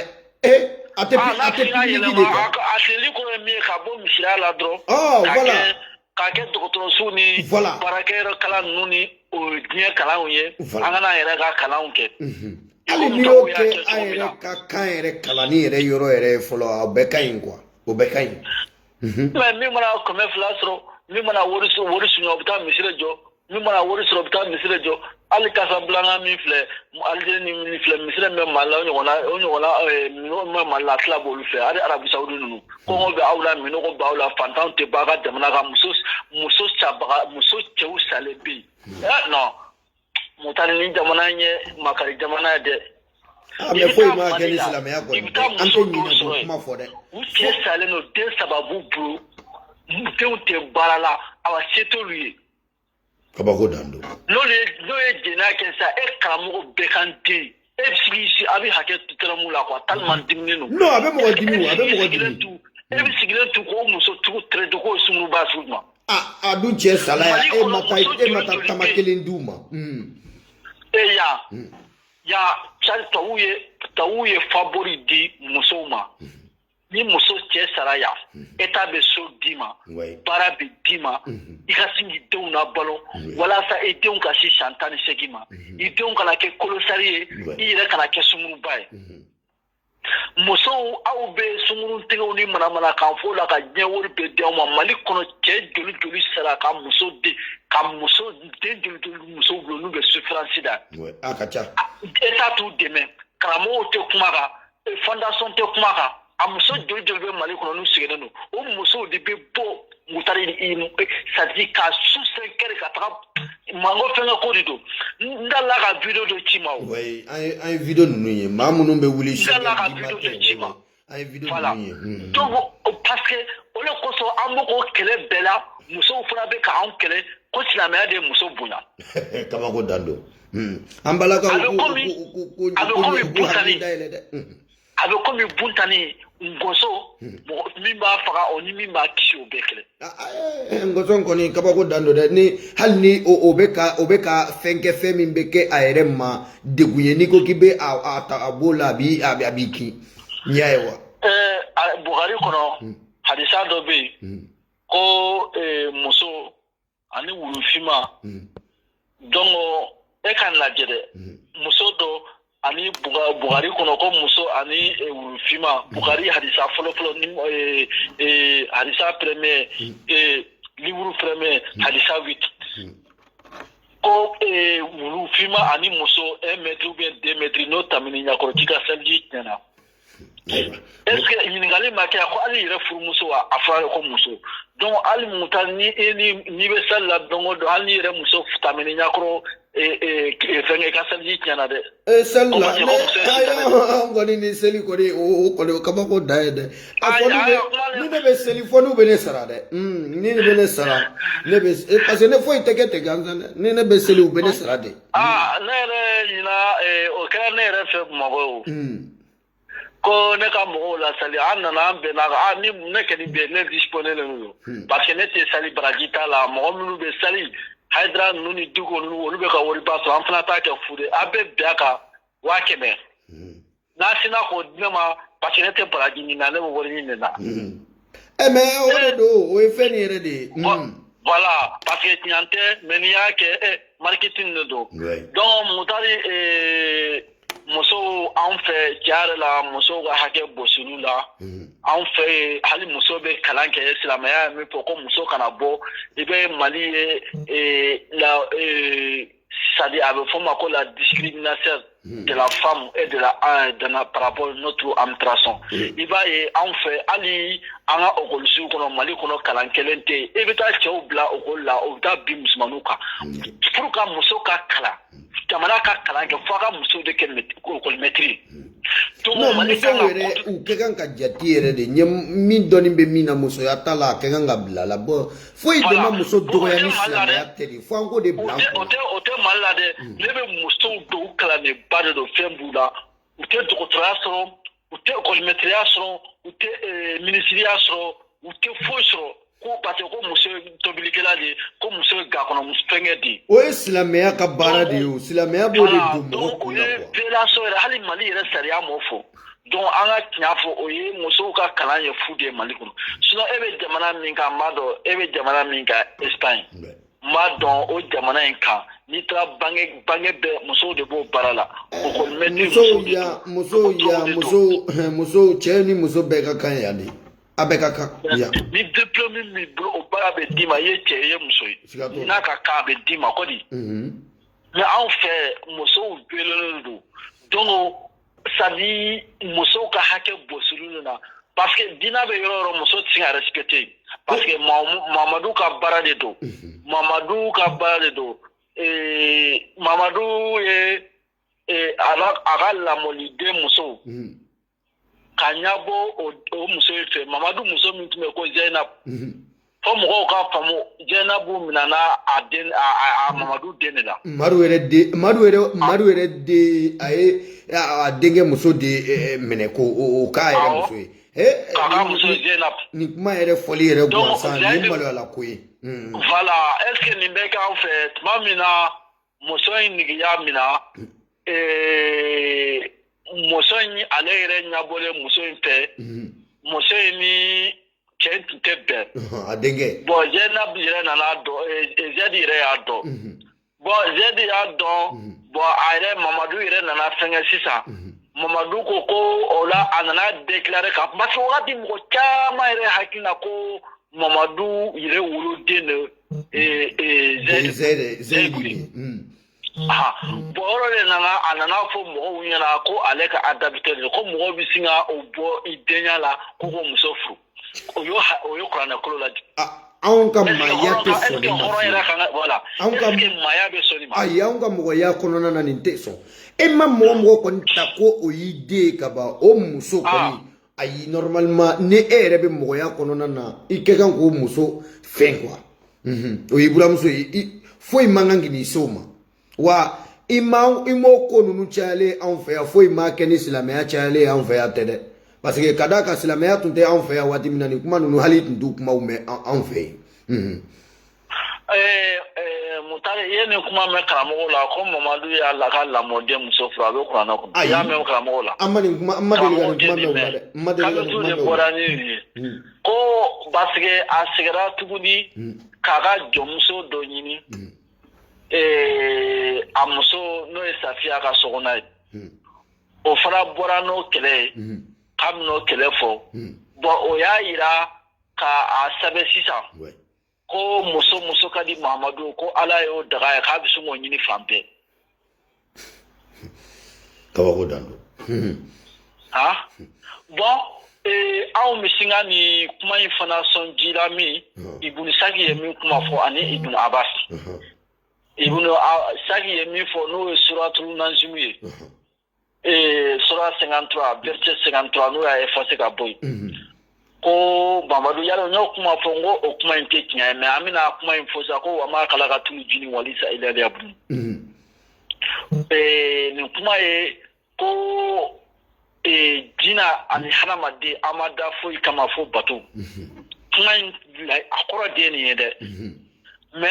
mutari ubna fo ko ala teya donc ko Mamadu ni yoro de fo Mamadu ko ni yoro ma ko tiantere ko dina sintane le duna ale dakale kan kuma fo ko sino ala ma fo ko angali ala bato men ni anya ke abe mina ale re ya foko jine sitane dona le dako ka foko me ko nga ko ni mo ya fo abe ni mo ya ke abena tako abe menefne voilà islamia ti jakwa kwa mais comme ale enter sura la mais Mamadu ya ke jakwa ni eurofo mam na ni eurofo de ka u ka mo ka boli la fe no uza manata ala ta ko wala sa mo ko patu ala bende mais ala batulu ti jakwa mais ibisi yira boli fana batu ani u ka mo beno le ka donc Mamadu na lo fo sa ko u ye ledu savale di Mamadu ma oui amike keleke nyamogo ye ame dugu muso be dima donc amike kirai Mamadu ni savale ta Mamadu donc u be baka ni muso ka di Mamadu iba furu o ko ere dala kene ka o mami be tiga a ere dinge muso mene ko kata ko haya jo jigina ka ba we malo ya muma voilà donc au pifla Mamadu ere demuso do fana salama so islamiyama a ere de tawa ere demuso oni fana Antoni kuma me anga islamiyama munu be ka anwele ka ta islamiyama amadele ga ni kuma me uda ayo ito no fine awle ko ni denyi ba islamiyama kika ge ama Mamadu ka den gene were ta fo ere ko Mamadu den do tumbe ko ma so islamiyama folo ere kuma te ka fo ko ke kama ge voilà donc akani den ama son islamiyama parce que den chele ma son ga convoquer kata Mamadu ka côté là donc demusin fana ma so oma faut mala ko na demusin fa Mamadu yere ma so olo ko so islamia sharia abe boli fantaw ne ka islamia sharia abe boli mogore ka mais mogo munu ire islamia organiser sharia te bololu ka olo ko so ba fo la religion est un dictature ya mais on est dictateur de yo e be se kana foto su mena ko ni fen kan ibe ka mawole ka to ma mais re toke mais on se ka ke to su mena voilà, donc nous payons religion cachée donc la religion, il y a beaucoup de choses qui étaient cachées par rapport et dedans. Ouais. Mais la même de Kramo la inché, mais il ne peut pas dire la vérité parce que quand il est tenu à on y a au vina donc tout don comme parce que ni comment fera droit hakima ou quand femme. Imagine en kametu ni on a mis. Kana on a mené dossier si ni on l'a mené hakili non il veut beaucoup ina olo koso ils sont allés quelqu'un a un péché ala na singa ko nya fo nantra muta na unsuna sama ko groupe ko do ma retri ay ko manu nu flene parce que ba donde o be sirande mamu nu ko kembe ka mo mu nu hakli mene aw mena to hakli de fani ka bo jurula voilà iba yi awlu ire tere no ninu ire hakli minale no le ba retri ko aw kele ko mun ko so buntani niko kiba faga biki niko kiba sauver abiki aw yodi non mais akoni atitaka kuma de ko de parce que kuma de ya do dusukuna wa me kuma kele inde ke ka bu dusukuna de o de do parce que dongo do yu sigi de ka silamɛya nin fɔ alternative wɛrɛ foyi de t'an bolo Mali kɔnɔ i ka denmisɛnniya kɔnɔna na wala i kɛ kan ka éducation sɔrɔ cogo min na ɲɛnɛmaya yɛrɛ kalan kɛ waati min na e bɛ togo kɛ lahara ko kalan na bon vous voyez ah non an sara dɛ non i ka an sara dɛ ni wolola i bɛ ala le batu ala le da k'i ka batu i kan ka ala le batu i kan k'i sali i kan k'i su i kan ka kɛ ala fɛ i kan ka nin dɔrɔn kɛ nin bɛɛ ka ɲa kuma in dɔrɔn de bɛ anw da bi an bɛ ka nin fɔ kɔgɔ bɛ anw na nɔgɔ bɛ anw na foyi tɛ anw bolo ala tɛ ka fosi ɲ'anw ye mais on ne peut pas rêver encore ka y réfléchir tuguni mais fitinin singa imiri ka fo atnyar la menu ko bela na be ko msanji go bosi na fa poita la mantingi albi anteki miro la anye ka ba ko yede akala ni ka ba ko dai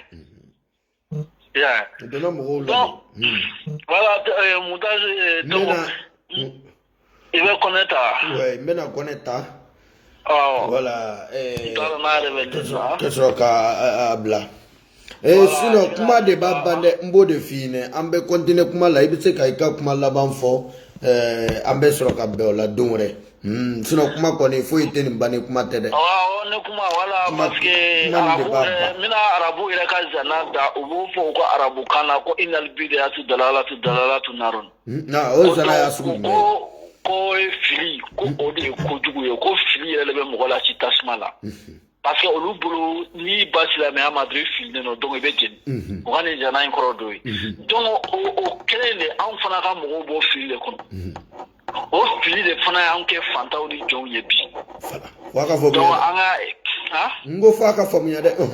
voilà donc anga essayer ka bo fili kono anga essayer ambe ka mi jatem na kwa wala islamaen kono am fa ube ka mi ke ngalono am ba ube ka mi ke ngalono am mo ke mi ya ke ngalono nyante donc am tinga foko ya ke dro kwanga kete o muto yadi donc lolu be fi ko na tinga nya foko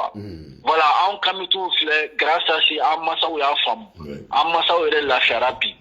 sama ya famille ya chama borula voilà hanna masinga anyu la fam ya fen chamana janatri re kono ya fam donc mandega ko ti koni tinya ibe diritu aka ke yere kisiki adlo na obi ka mo donc an yere ya esa ka adam na yere ka mo an yere la an fa na ba na yere la fa o de do de anyo de fofolo ngo ko ngoni yani kene mamro ki doni fendo e fika to ika dona ika sukono flodi voilà donc an fe an be dona ni antai donc aya dam no la ante na ola donc voilà comme la même bras de fo ka be ma ko otep ça c'est la dama awa kamitu aye klamo ko ni manga mesa ya kula no nana wolo nina anyo de fode ka saya ko yere do malien kuna kata ke dongilida e an bolo bi foi ma keni silamaya ko inte suno saya an tute saya yere jadi mine ko duye ko soma yele mali an tute soma yele mali yere jadi mine ko duye oni nyene maya tu sidlin takalande ko ni an bolo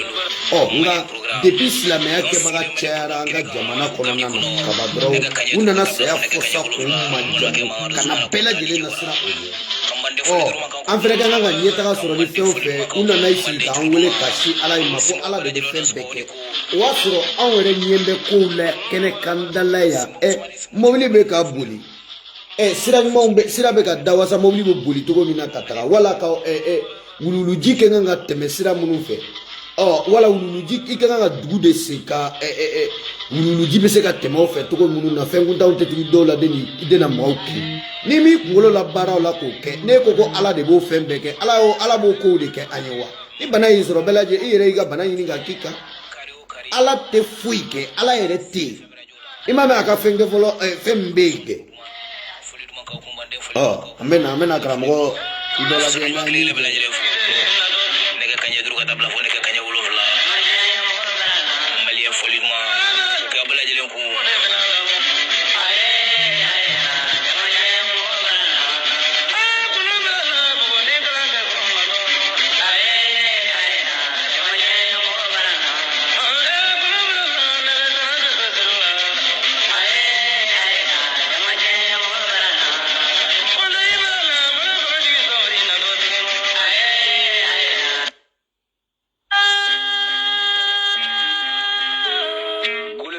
Landi obe foli do ka kamitu bela jele fo kemioni obela jele nga foli ti wara abe kamitu bela jele wole Mr. Traoré wabo wati sira Traoré ayna nga furo sene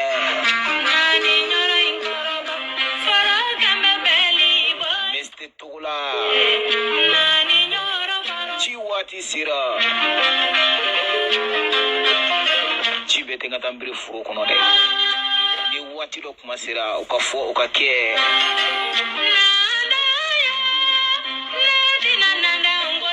betugula wele ya fo sergilo yiwelelo ya keneka kaje yiwelelo ni keneka ya Prince yiwelelo ni keneka ya chebete wele ni keneka de General yiwelelo ni keneka ya chiwara biwele kaika chiwara biwele Fael Musubangana chiwara biwele ya Saraba yiwelelo chiwara keneka Bamana yere yiwelelo chiwara keneka Malika Kanuba yiwelelo chiwara keneka Jasa ifene welelo Mande Masai welelo ni keneka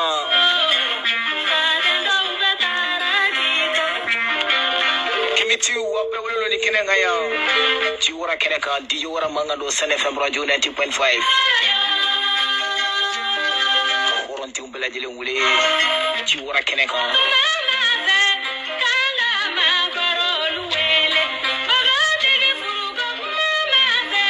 non sigira boro keneka ambe professeur Gino wele ni keneka ya ikana ka on hakilu la kunu ka on place la bamana yasraka mande ka yasraka obage anyi fere wele ni keneka ya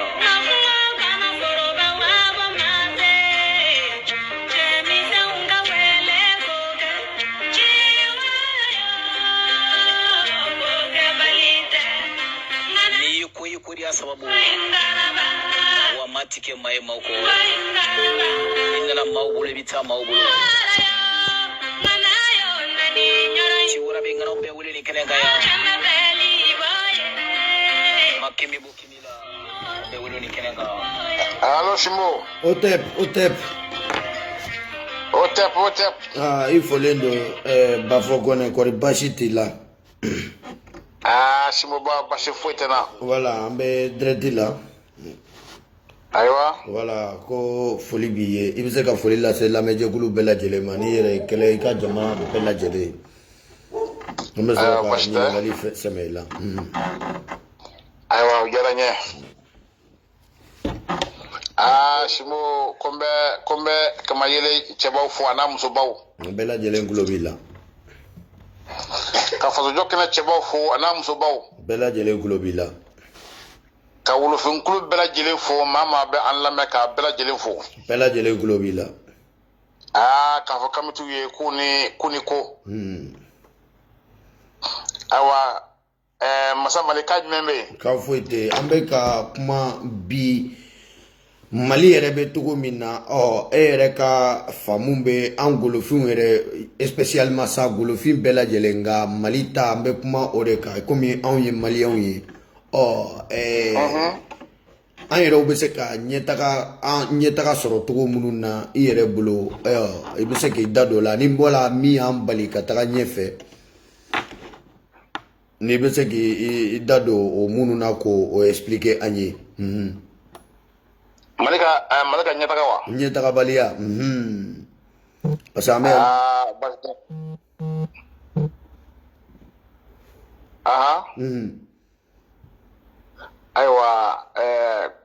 nyata bali anga do fo de la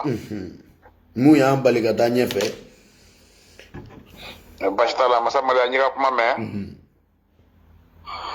ko ga fo mandenga ye ko uniko ko malika nyata bali ya ko andi senga o kuma folla ko femi bolo sigi malika ninga malisiga senega kono ko de ko ala yanji kira yanji ala yanji kira yanji konde malisiga senega kono ko amba fa wolo funye ko masai ko ama mashiki made ya chi kana mamara sabu ni ba fa ka mado mara bi fendo de fois ti femin non wala saka mara noye na ka don ko islamia ko ay malici ko men malion hagli gi folo ko ka da na fo ko bagdade men bi fo ko ni o nyo islamia de ma te ko ala ko islamia de bagdade ci kono mo don ko islamia de syria ci syria ka ko ni mbela jilen ni islamia do syria ka ko ni maga islamia la ebe nye dina batki yotki fo abedal me syria abedal me bagdad ko nga ko islamia de nunchi ko maleka don ko islamia tsaka ma kishi tora fo ma gnye kono wa qur'an tsaka ma kishi fo ma tora la gnye kono ko ne mama yi siki ko anya ko na kala ko ga malik kishi wala ma ko anda ko na kala ko kono ko ga malik kishi wala ba fuye bi ko ngalo fin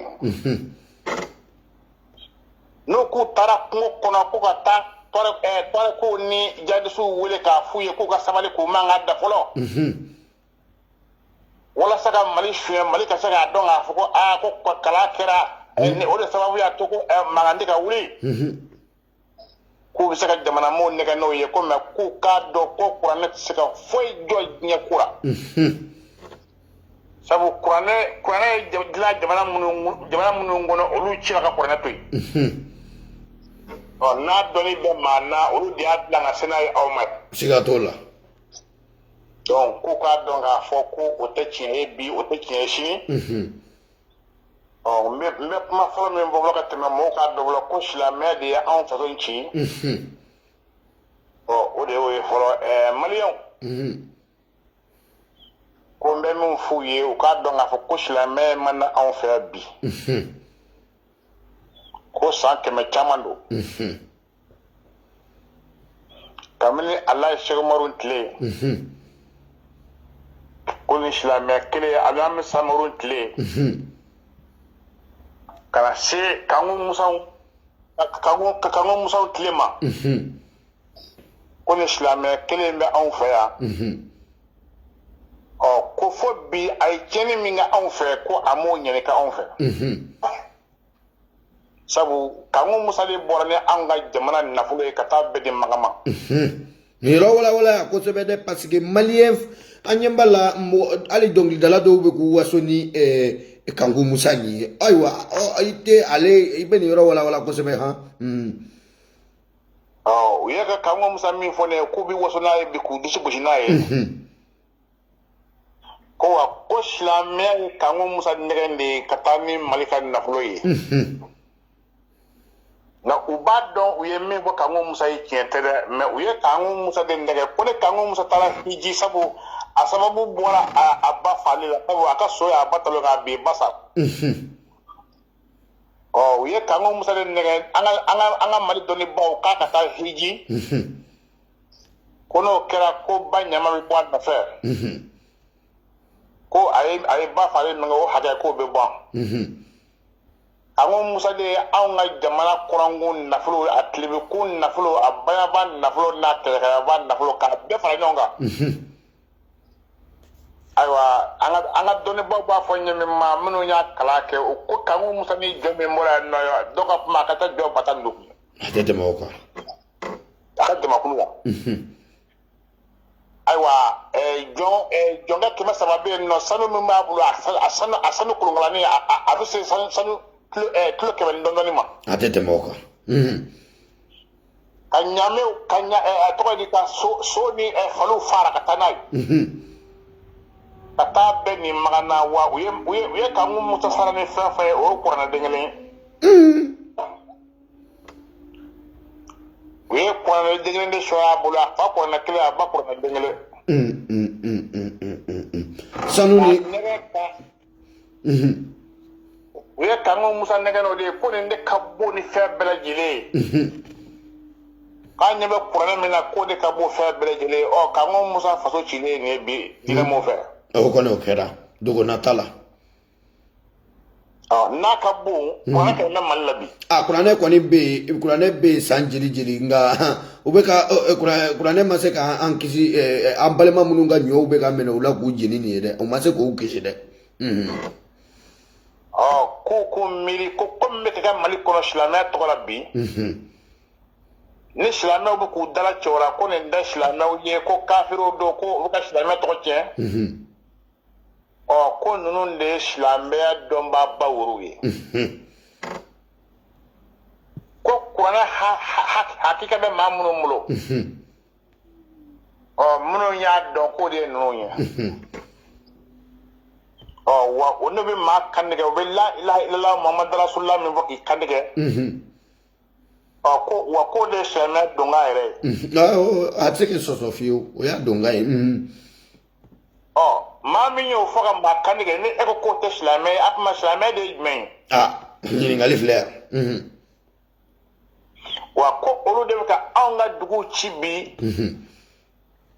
ka onde una ndonu fabi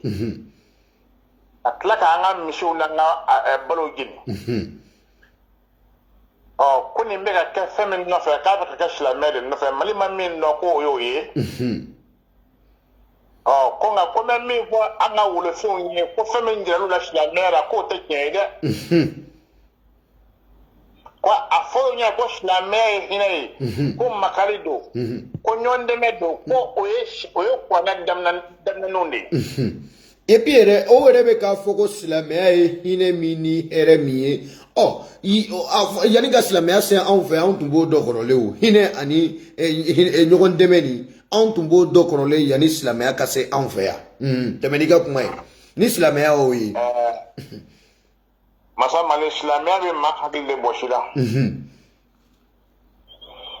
ni mani ba fata kalufia nyekono ki simo jena ibiti ni la slameka ibe manifesta nga ita maya mako nyele parce que mbo ben la haradila mame be nyekona ni ka ngasika balo ka fenge no ko ale nyebe la harala o tigna mungable foi ni kuna siri bade be anga farafla ka nga malit kenga malita bibli baye anga malifle bi ni mami malaje ako ko shlame hina de ko bendo ko makare do ko nyondeme do e kana anga malaje malibe chogo mena bi on faso kono fani bakale yi ko do nyom madina no ha okena bale mama ubo abe hali shinimo apmana chela muso yi ko do nyona shlame no ha debi ba afara fabi ba adira shlamya no fa ayoyi aw ko shlamya te jaku ya yi ko shlamya ko ala de afo ko ni ya ke ku ibire ni ma ke kibire feminyo ye munde kama ebita ba idira wala maka ba imusura wala maka ba balmala wala ma isignona ni ngali flea de aw ko ala be kitu tige ko ni mame ne nyuma nga kibire yenga aw ka kitu tige aw yere ya apa jirinde ala sa nanuka ala inga kuma fo wa be kila kuka ala inga keleke de ala inye ka kele feneke masa mali ni balo be on dala bi nga maliya siranan be femiye ko fo adala maliya bina foye minge ko silame ka toro banga maliya hakli bala na liyo fo ko ala bina bala wala jingata ko maliya kana siranin voli nya ku ka do ni bala bi ke kwa abalaw bi jingi maganga de ka sabu maganga ko toro ba anga kala ala nyina ala mapma apmana na aw fi mo de mana apmana ala na balaw jinga anga wa ko parce que anya fi mo wa ku ka do ka fo ko o te chieye o mama be dugu ko le nga ibi ge joro gra ku ka do ko ala tna mabo dugotna mabo ni dugotme mabo arabu ta daga si tobu dala no tobu de wula ku joni marfa ya ku gwe o arabu kile marfa bu bule de ka ala de pa suna na ya soro ni marfa ka fa to yi ka sero na de uti na au ko abata dugo ke ko ala ka balaw ba wala mako alaka balaw jigi maka ba daga foko ngaloy kaba ko dande dogwe e ba foko an yede de teka seka bon anyola quoi depuis wati jume ambe do kende la ko ka here kana 26 mars be fambulo ya chen jeli bim no kaba ko dando ko an teka seka ni informer jusqu'à présent quoi masa malembe mi fiye ndel la kalin baro mbuye nga mesega ka masa mani dugoye la kuma dumande dugo techeye dugo kadi klo la bi ko men nita ida barama to ma to so ka foko karsa barame mi ami dugo ke ala kan no yake ka tora se ko ka shine jo abiye ka baraba pe o ka ga farta boye ni o fo ka daida nga ibo fo baraba to ki kodo kana kibine ka so sani ka sika so ibi wuli telefon na ka fi ki ka ba to ka banaka manye ni dugo bi fenya akundi sasani ka si nanduga maba duga femye che anga bara de ke o bara muye femye doni sira ya ngo nyina ngo don femye sira jabana na fa ngo nyina ngo don on be jamana kono jinma masura kamni on be jamana kono franyma masura amlu ka ke on be jamana kono hali sira nyuma o te kuma te ya ma ba dugni mama jamana min bi barane ni qur'an nga mena na on nga seka anyere tanga dibi ma few na fendugo muno be no wala sa anga seka ulu yika antanga bolu ma qur'an be klinga tiga bi seka tiga maliko ni kurante ya kone kaba ko dano de wa oye bomo ko ida ni bomo ko ka ba na kurango to sa ni mi zaga gugu ble yira fe wala mani mi zaga solo ble yira fe wala mani battery ba mi mulo ko bala atala est ce que jamana bi saka tani ngawa jamana dine mram no mbika dine foka ya ko dine ala tay ko makana ma tonyo nunu mbela jile ka dalala gouvernement mo ko bitlinga million jigi nunga groupe bu fe par de soleil bu fe ko ko tike fu le climatiseur bu fe me fanda mi ka sa funene ni ya mo ba so fe ko shilame hine ni hina be mi hina ro kon denna de dame climatiseur ko mobile ba bulo million bishi ki million keme non yeni forme avec un malien kono gibe ka juguya de fo quoi gibe ka jojo tigu de nyengo ya de billa masa male mo ko nyebe chenawo dame so kono million keme fla million keme saba fama jombe ka blonda lo ka koloshi ko aribe ma koloshi ko ma tsegira ko se atna fama be nyinya ko dalay nyiningali be ya de ko karamugo ko fendo de babolo kurane ngono na ko na okila ko bi kisi muna ni yere yani ka fo mugo mako ni yibolo kon kelen jo mugo la ki ba kabe mugo kefen adenta mi be la ko jo yere la bayi ye ko yewa masa be mi fiye silamɛ maliyɛn dun ka sa a ni ma anw ye fɛn min jɔrɔ o ye lahara ye an ye min jɔrɔ o ye saya sigara ye an ye min jɔrɔ o ye janɛmɛ ye ko maliyɛn k'a dɔn ko saya sigara bi fɔ k'o ye nkalon de ye ko n'i y'o ni n'a bi bɔ k'i b'o tɔɔrɔ kɛ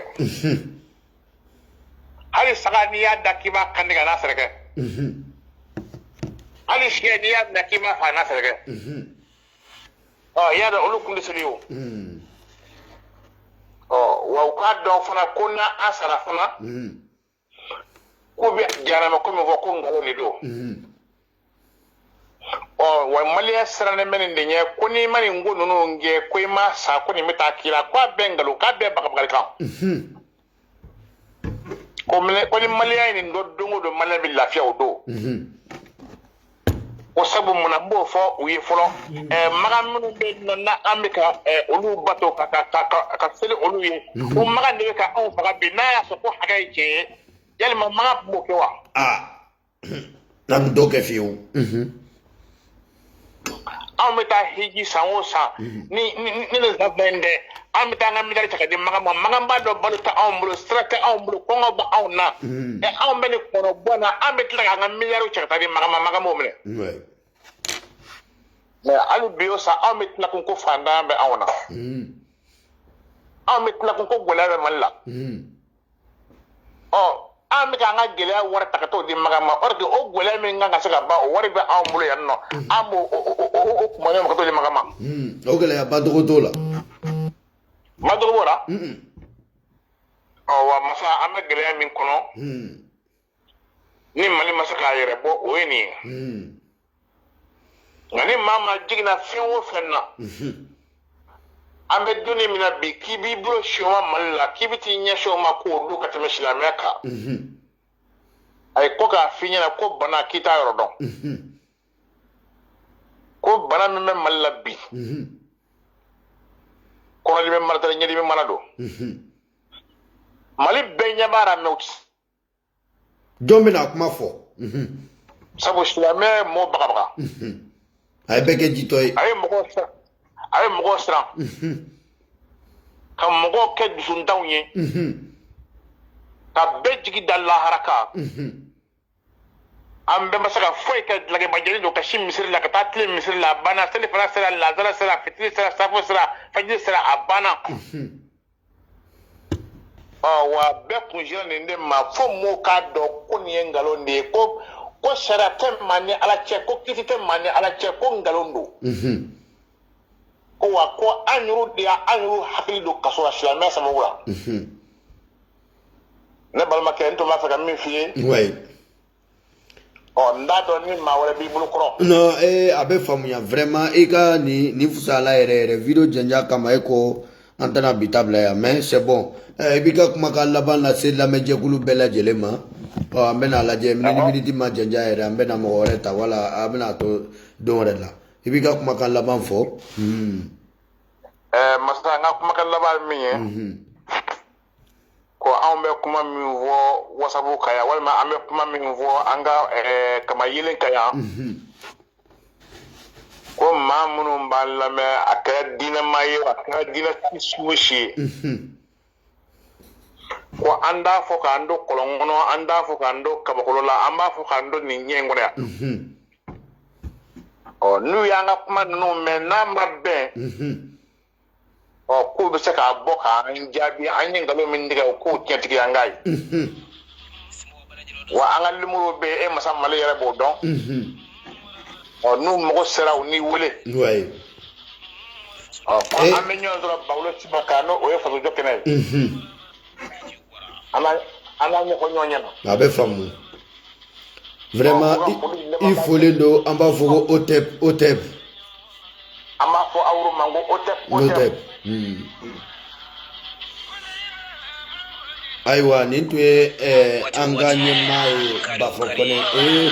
ni di yɛrɛ ma jɛngɛ sa an bɛna lajɛ k'aw sɔn juru duman na foli duman k'aw kun tɛ foli duman k'aw kun mali foli duman faso ɲuman kelen kelen bɛɛ lajɛlen fo nɛgɛ kaɲɛ 5 ka taa bila fo nɛgɛ kaɲɛ 7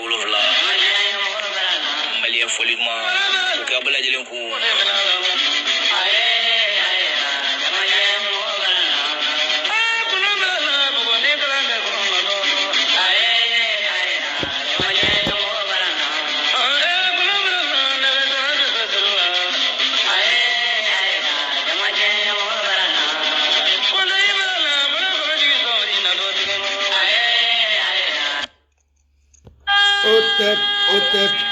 Otep. Allô? Allô, Otep. Grand série. Otep. Il faut il be direct là. Ah. Kori bashi tila. Non, bashi foste na wale awe. Ah, ambea. Ibe seka. Ah, kera fuma ke ibe seka idabla barola na so itme kene kono nana. Awo ibe direct de la. Awo. Ok, donc, ok, ala kuma. Bise kamu, voilà. Awo, ibe sujet mambe imbi. An faso be dige min kono bi mu yan faso do akono ani an bise ka solution jumɛn kɛ ka bɔ a kɔnɔna na. Voilà, ikomi aw musolakaw jɔyɔrɔ ka bɔ a la. Maliba in kɔnɔ wa? Komi an y'a fɔ an tɛna sɛgɛn fana fɔli la o. Mali bɛ dingɛ min kɔnɔ kɔni silamɛya suraka jɔya dingɛ in tɛ. Donc an b'a ɲini de halisa maliyɛndenw ɲa de ka yɛlɛ masa Mali parce que dɔ kɛra dɛ caman ba de kɛra parce que hali n'i y'a ye ko u ye girinka jɔ min kɛ ta ko Rusi nana dɛ Rusi tun t'a ɲini k'a faamuya dɛ Rusi t'a ɲini k'a faamuya o parce que dɔ wɛrɛ tɛ o minnu bɛ fini bunbulaw kunna yen nɔ dɛ awɔ dɛ olu ye silamɛw dɔrɔn de mais olu tɛ jihadistes ye galonfin u bɛɛ bolo bɛ ɲɔgɔn bolo hali moment dɔ tun kɛra c'était quel mois encore à moi n hakili tɛ mois la exactement ko armée française donna u tu la ko ka taa kɔɲɔ kɛra u bɛɛ bunte armée française ma k'a kun fɛ o olu de tun don fɛn bɛ yen n'u kunkolo bunbulen de to a bɛɛ de don Mali bɛ dingɛ mun kɔnɔ tantɔ ni maliyɛndenw yɛrɛ de ka ko don fɛn min tɛ faransi ni tɛ yɔrɔsi voilà parce que silamɛya in ye ko dɔ de ye suraka jɔnya ye an b'a fɔ suraka jɔnya in kɛ suraka jɔnya in ye ko dɔ de ye masa Mali n'i donna la a b'i kɛ kalabanci a b'i danbe de bɔ i la donc danbe de tɛ maliyɛnw na bi ni suraka jɔnya in y'a sababu ye voilà. An filɛ nin anw tɛ diinɛ anw tɛ yan ka diinɛ fo supporter dɛ anw tɛ chrétienya la cogo min an tɛ silamɛya la ten tɔ de an y'o de f'u ye ka dɛsɛ u ka wuli k'u ɲɛ yɛlɛ i m'a ye misiri kɔnɔ taga in ni misiri jɔ in yɛrɛ an mago fosi de t'a la bilen an yɛrɛ bɛ yɔrɔ min bi an b'an ni yɛrɛ de fili e m'a ye hali olu silamɛ kelenw ko k'olu ye silamɛw ye dɛ olu de bɛ ka Mali jɔ kɛ e m'a ye olu silamɛ kelenw de bɛnnen tɛ wa don o don ɲɔgɔn buruja n'u yɛrɛ ko ko silamɛya yɛrɛ bɛn ye taga de bɔ a la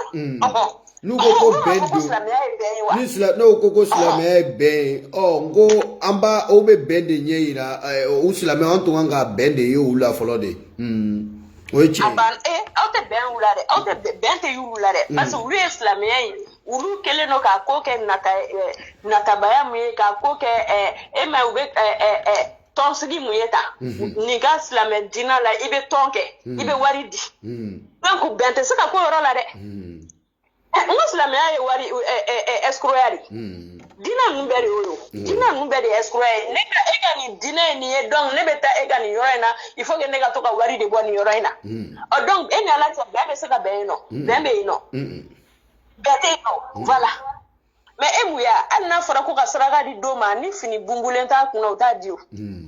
non k'o ye kafiri ye mais olu kɔni tɛ kafiri ye dɛ olu b'an dala tan cogo min olu tɛ kafiri ye mais e ma Mali ye dingɛ jugu kɔnɔ ni silamɛ diinɛ ye ni silamɛya de ma o de to Rusiw ka nali vraiment moi je suis pour dɛ parce que pourquoi ne bɛ hali Faransaw fana bɛ to yen dɛ mais parce que i b'a dɔn komi Rusiw bɛ bunteli de kɛ quoi olu t'a ɲini ka faamuya u bɛ bunteli de kɛ komi u ye bunteli kɛ cogo min Siri mais i m'a ye Siri tɛ arabujugu ye mais u ye a Moscou bɛɛ ci u donna Moscou kɔnɔ de k'a bɛɛ de ci wolomali tɛ yen dɛ comme ça o la kɛ i b'a dɔn n'o kɛra masa Mali comme ça silamɛ de bɛ dabila an fɛ yen nɔ de jagoya ne tun bɛ fɛ k'a dɔn komi e yɛrɛ y'an balimamuso ye oh muso ere ka fierté silamɛya la yɔrɔ min ye I bɛ se ka o dɔw fɔ a ɲɛna wala muso yɛrɛ bɛ degun minnu wala degun tɛ aw musolakaw ka a la wa ne bɛ fɛ k'i da don dɔ la I sera belebele de ma degun bɛ musow kan silamɛya la degun ka bon ni ko jɛnatigɛ ko degun bɛ aw mun kan kuma de ka ɲi aw bolo voilà ne de bɛ na ni kuma ye muso de degunnen don silamɛya in na ko muso k'i muɲu muso de b'i muɲu silamɛya la dɛ mais cɛ t'i muɲu ko n'i y'i muɲu e bɛ barika alors que n'i y'i muɲu nkalon kan I den tɛ barika fa muso si muɲunen k'a den kɛra fɛn ye silamɛya degun bɛ musow degunnen don nin silamɛya diinɛ in kɔnɔ cogo min a muso ma degun diinɛ wɛrɛ kɔnɔ ka silamɛya diinɛ bɔ ne de y'o f'i ye musow dun b'u la ko a ka ɲi aw degunnen don fɛn min kɔnɔ aw bɛ se ka wuli cogo sugu jumɛn na k'o ka ɲi awɔ mais u b'a fɔ k'o ka ɲi parce que lavage de cerveau de kɛlen don musow la ko kuma tɛ Afrique de l'Ouest ma plus particulièrement Mali e ma ye hali maliyɛn ni ko tɛ tulonkɛ kɛ bilen yan ni ko tulonkɛ ta ye k'i bɛ t'i da cɛ kɔrɔ ni ye maliyɛn muso ye kungo la mariage tɔnsigi saya baptême ayiwa banna maliyɛn muso depuis u pranta yɛrɛ elle pense à la mort e ma ye n'u ye tu comme u yɛrɛ ka kuma n'u ye tukɔrɔmɔgɔ minnu ye n'u y'ulu ye olu bɛ ni habillement sugu ninnu ni fɛn ninnu k'e ninnu ye sungurubaw de e dun ma cɛya kan I ye cɛya kan parce que a ka d'a yɛrɛ ye maliyɛn muso ma d'a yɛrɛ voilà maliyɛn muso kelen de don ka dusukati ta k'a da parce que silamɛya bɛ min fɔ ko n'i ma muɲu k'i denw tɛ barika n'i ma muɲu I tɛ hɛrɛ sɔrɔ I denw tɛ hɛrɛ sɔrɔ cɛ bɛ se ka muso fila ta muso joli bon o silamɛ kelen ninnu masa Mali ninnu de bɛ bɔ fana ninnu kelenw de bɛ taa fana ni denmisɛnninw nɔfɛ janaya kɛ kɛnɛma olu de bɛ tila ka na sokɔnɔna la k'i muɲu mais o muɲu fana ne b'o fɔ yɔrɔ min maliyɛn musow ye ne tɛ mɔgɔ ka nasɔngɔ bɔ dɛ ne mɔgɔ ka dumuni sigi n b'a dɔn u b'o de fɔ ma u bɛ n'o de fɔ mais ne ko bɛɛ de ka wuli ka dɔ kɛ o hali n'i ye kalan kɛ I tilala kalan na I ma baara kɛ jagofɛn dɔ ta sa I k'a feere I tɛ dépend cɛ la o I b'a dɔn différence min bɛ dugu wɛrɛ musow cɛ hali Abidjan tout près différence min bɛ Ivoiriens ni maliyɛn musow cɛ Ivoiriens wulilen de don k'u jɔ o olu b'u ka jago de kɛ o mais a y'a lajɛ hali togolɛsi ninnu bɛ bɔ Togo ka na u b'u ka feereliw de kɛ voilà mais ni dépendant do cɛ la kuma bɛɛ bɛ f'i ma o o ye tiɲɛ bon I b'a dɔn ko maliyɛn muso de oui ni bɛ dépend cɛ la mais ni e de dun jɔlen don cɛ y'a d'i ma cɛ m'a d'i ma aw bɛnna la aw ma bɛn a la bi n'a ko k'i ka taa ka bɔ a ka so I bɛ bɔ wa n'i bɛ taa yɛrɛ f'i bɛ da kɛ fɛngɛ ye f'i bɛ da exploser ka tɛmɛ sinon muso bɛ souffrance la dɛ muso bɛ souffrance de la cɛ ka foyer kɔnɔ cɛ ka muso bɛ souffrance la cɛ ka mara kɔnɔ silamɛya mara kɔnɔ ko ka muɲu silamɛya mara kɔnɔ ko muso ka muɲu ne b'i ɲininka muso ka muɲu mun na cɛ tɛ muɲu I k'i cɛ bato e b'o ye yɔrɔ jumɛn k'i k'i cɛ bato o tuma o yɔrɔnin ninnu yɛrɛ la f'u bɛ ɲina u ka prophète dangaden kɔ k'i k'i cɛ bato e cɛ ma kɛ fɛn ye o kɛra Ala ye wala a kɛra boli ye o kɛra Ala ye dɛ a kɛra fɛn ye min tɛ boli mɔgɔ min b'a lankolon jɔ I ɲɛkɔrɔ su fara tile kan k'e ko bato masa kuma kɛ kan ka di a musolakaw ma dɛ parce que ni silamɛya kɛn bɛ ka a jɛ kuma la cogo min na anw kemitiw tɛ a musolakaw jɛ kuma la fiyewu parce que degun bɛ min kan o ka kan ni kuma de ye degun bɛ musow kan dɛ parce que muɲu min fɔra musow ye ka tila k'a f'u ye k'u denw tɛ barika e delila ka muso jumɛn muɲu ne ye den barikalen ne y'a yira an na kɛ an kɔni an bɛ tubabula yan an bɛ tubabukɛ ye a bɛ wala tubabumuso ye a bɛ tɛgɛ fara tubabukɛ ɲɛ kan ayiwa a den bɛ tila ka kɛ sira kelen président Chirac ba tun b'a fa gifler de ngamaki Chirac ye den mandat kɛ Chirac kɔfɛ jɔn ye den mandat kɛ bi ɲininka a fa bɔ I dun ɲɛ bɛ Sarkozy la ta Sarkozy ba ye cɛmanw dɔrɔn de wolo mais n'a y'a ɲɛ jɔ a cɛ Sarkozy fa la n ka ni vitesse de bɛ wuli a don bɛɛ kɛra sa voilà mɔgɔ ma f'i ka wuli ten dɔrɔn k'i jɔ k'i fɛn k'i cɛ kunna dɛ a don ta bɔ ta mais mun de fu de don quoi aw bɛ ɲɔgɔn bonya de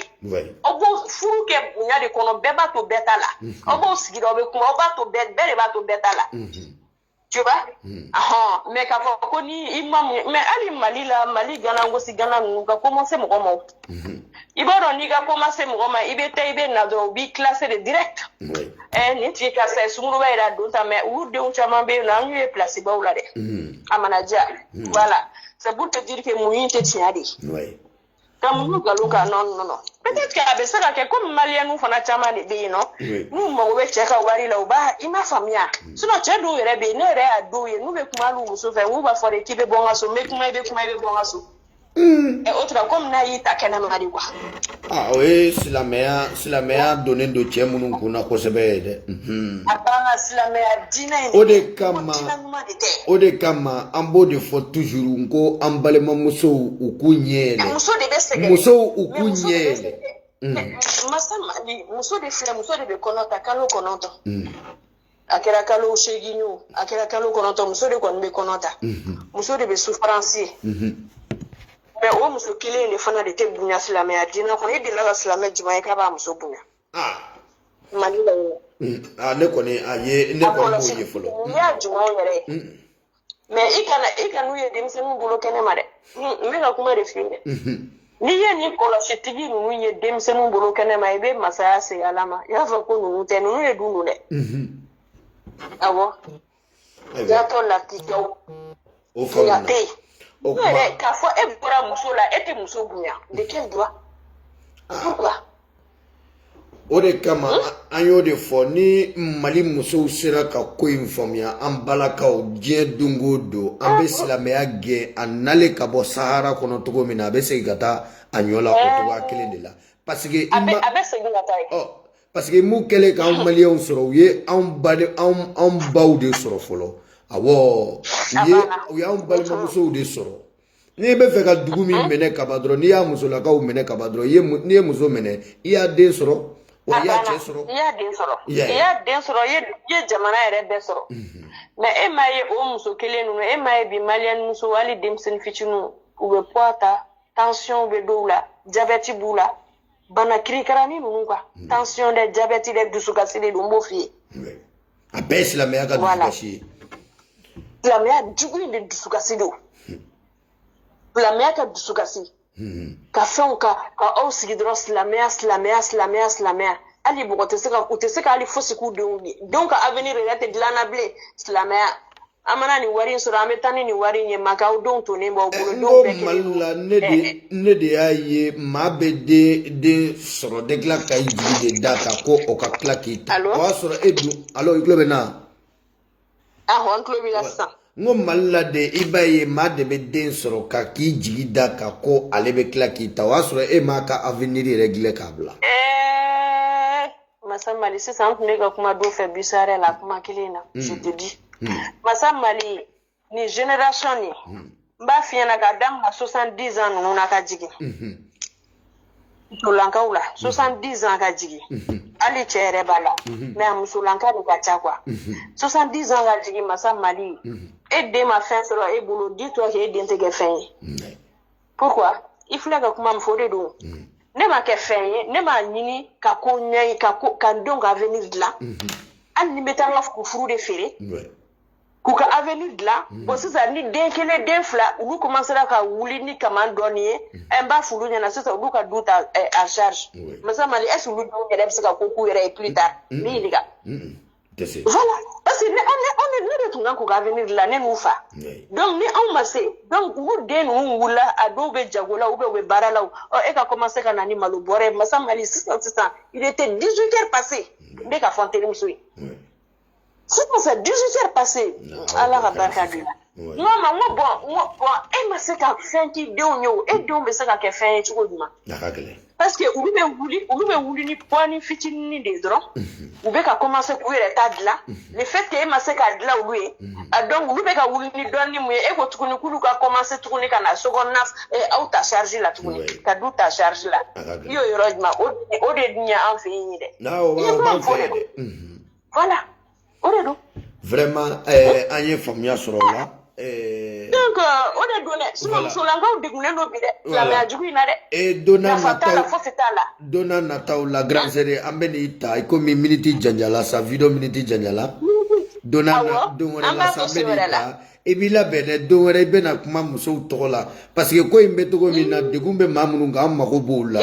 i bɛ se k'i ka kumakan laban na se lamɛnlijɛkulu bɛɛ lajɛlen ma video janja kama an bɛ sɔrɔ ka bi ta kun cɛ yan. donc an bɛ bi ta tour cɛ yan ne kɔni bɛ min fɔ n balimamusow ye u k'u hakiliw dayɛlɛ u k'u sigi dɔrɔn ka réfléchir e bɛ yɛrɛ filɛ nin ye e bɛ kuma dɔ fɔ ne ye tantɔ dɔrɔn n bɛ n sigi n bɛ réfléchir n ko pourtant masa a ye kuma min fɔ dɛ tiɲɛ bɛ nin ko in na dɛ parce que donc muso aw y'aw sigi aw ka réfléchir aw k'aw yɛrɛ ta en charge a y'aw yɛrɛ ta dɔ ye hali aw bɛ boli la aw bɛ suraka jɔnya mun na tantɔ surakaw yɛrɛ bilama olu yɛrɛ kelen don ka u ka fini u ɲa dayɛlɛ quoi olu ɲa dayɛlɛ k'u hakiliw dayɛlɛ k'a dɔn ko nin fɛn ninnu bɛɛ nin silamɛya jugu in bɛɛ ye pipo de ye nin bɛɛ ye nkalontigɛ de ye a ye wula i ko k'aw yɛrɛ ye a y'aw denw ka avenir dilan aw k'aw yɛrɛ ka avenir dilan tu vois a y'aw yɛrɛ ka avenir dilan a y'aw denw ka avenir moi j'ai entendu quelqu'un ko dɔ ko oui k'anw b'a fɔ ko kamitiya ko josɔn ni fɛnw mɔgɔ ma mɔgɔ bila josɔn na koyi an ma mɔgɔ si bila josɔn na an ma mɔgɔ si bila bolisɔn na an ma mɔgɔ si bila fɛn na an ko de dɔrɔn k'aw ye k'aw yɛrɛ ye mɔgɔ tɛ se ka i tɛ se k'a fɔ k'i bɛ taa c'est comme masa mali ne bɛ se ka taa n jɔ n fa ka du kɔnɔna la cogo jumɛn k'e masa mali fa de ka ɲi ni ne fa ye a tɛ bɛn maa si ma donc o kelen de dun bɛ ka répéter ko kisi ni nɛɛma ban ko mɛ masa mali n ko n y'o de fɔ n ka fɛn dɔ la n ko n'i ye kisi ni nɛɛma ban n'i ye militaire yɛrɛ ye finitigi yɛrɛ ye k'a fɔ ko kisi ni nɛɛma ban a don ta bɔ ta n ko fugari de y'a kan don finitigi kamalenkɔrɔ militaire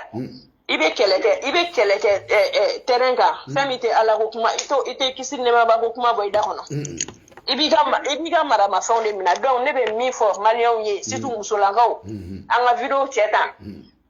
u ka wuli u k'u yɛrɛ kɛ mɔgɔ ye u k'u yɛrɛ ka vie ta en charge u k'u denw ta en charge u ka nin palon dabila ni cɛ ninnu nɔfɛ ko silamɛya diinɛ on s'en fout de silamɛya diinɛ ma mago ɲɛ anw ye anw musolakaw wa silamɛya diinɛ tɛ tiɲɛ ye chrétien diinɛ tɛ tiɲɛ ye i yɛrɛ ta i dusukolo o de ye tiɲɛ ye a banna ani ŋaniya. vraiment faamuna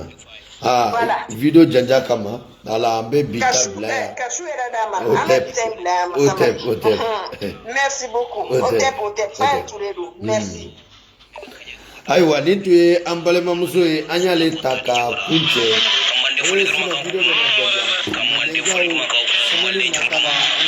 Semua bala jelo dan semua di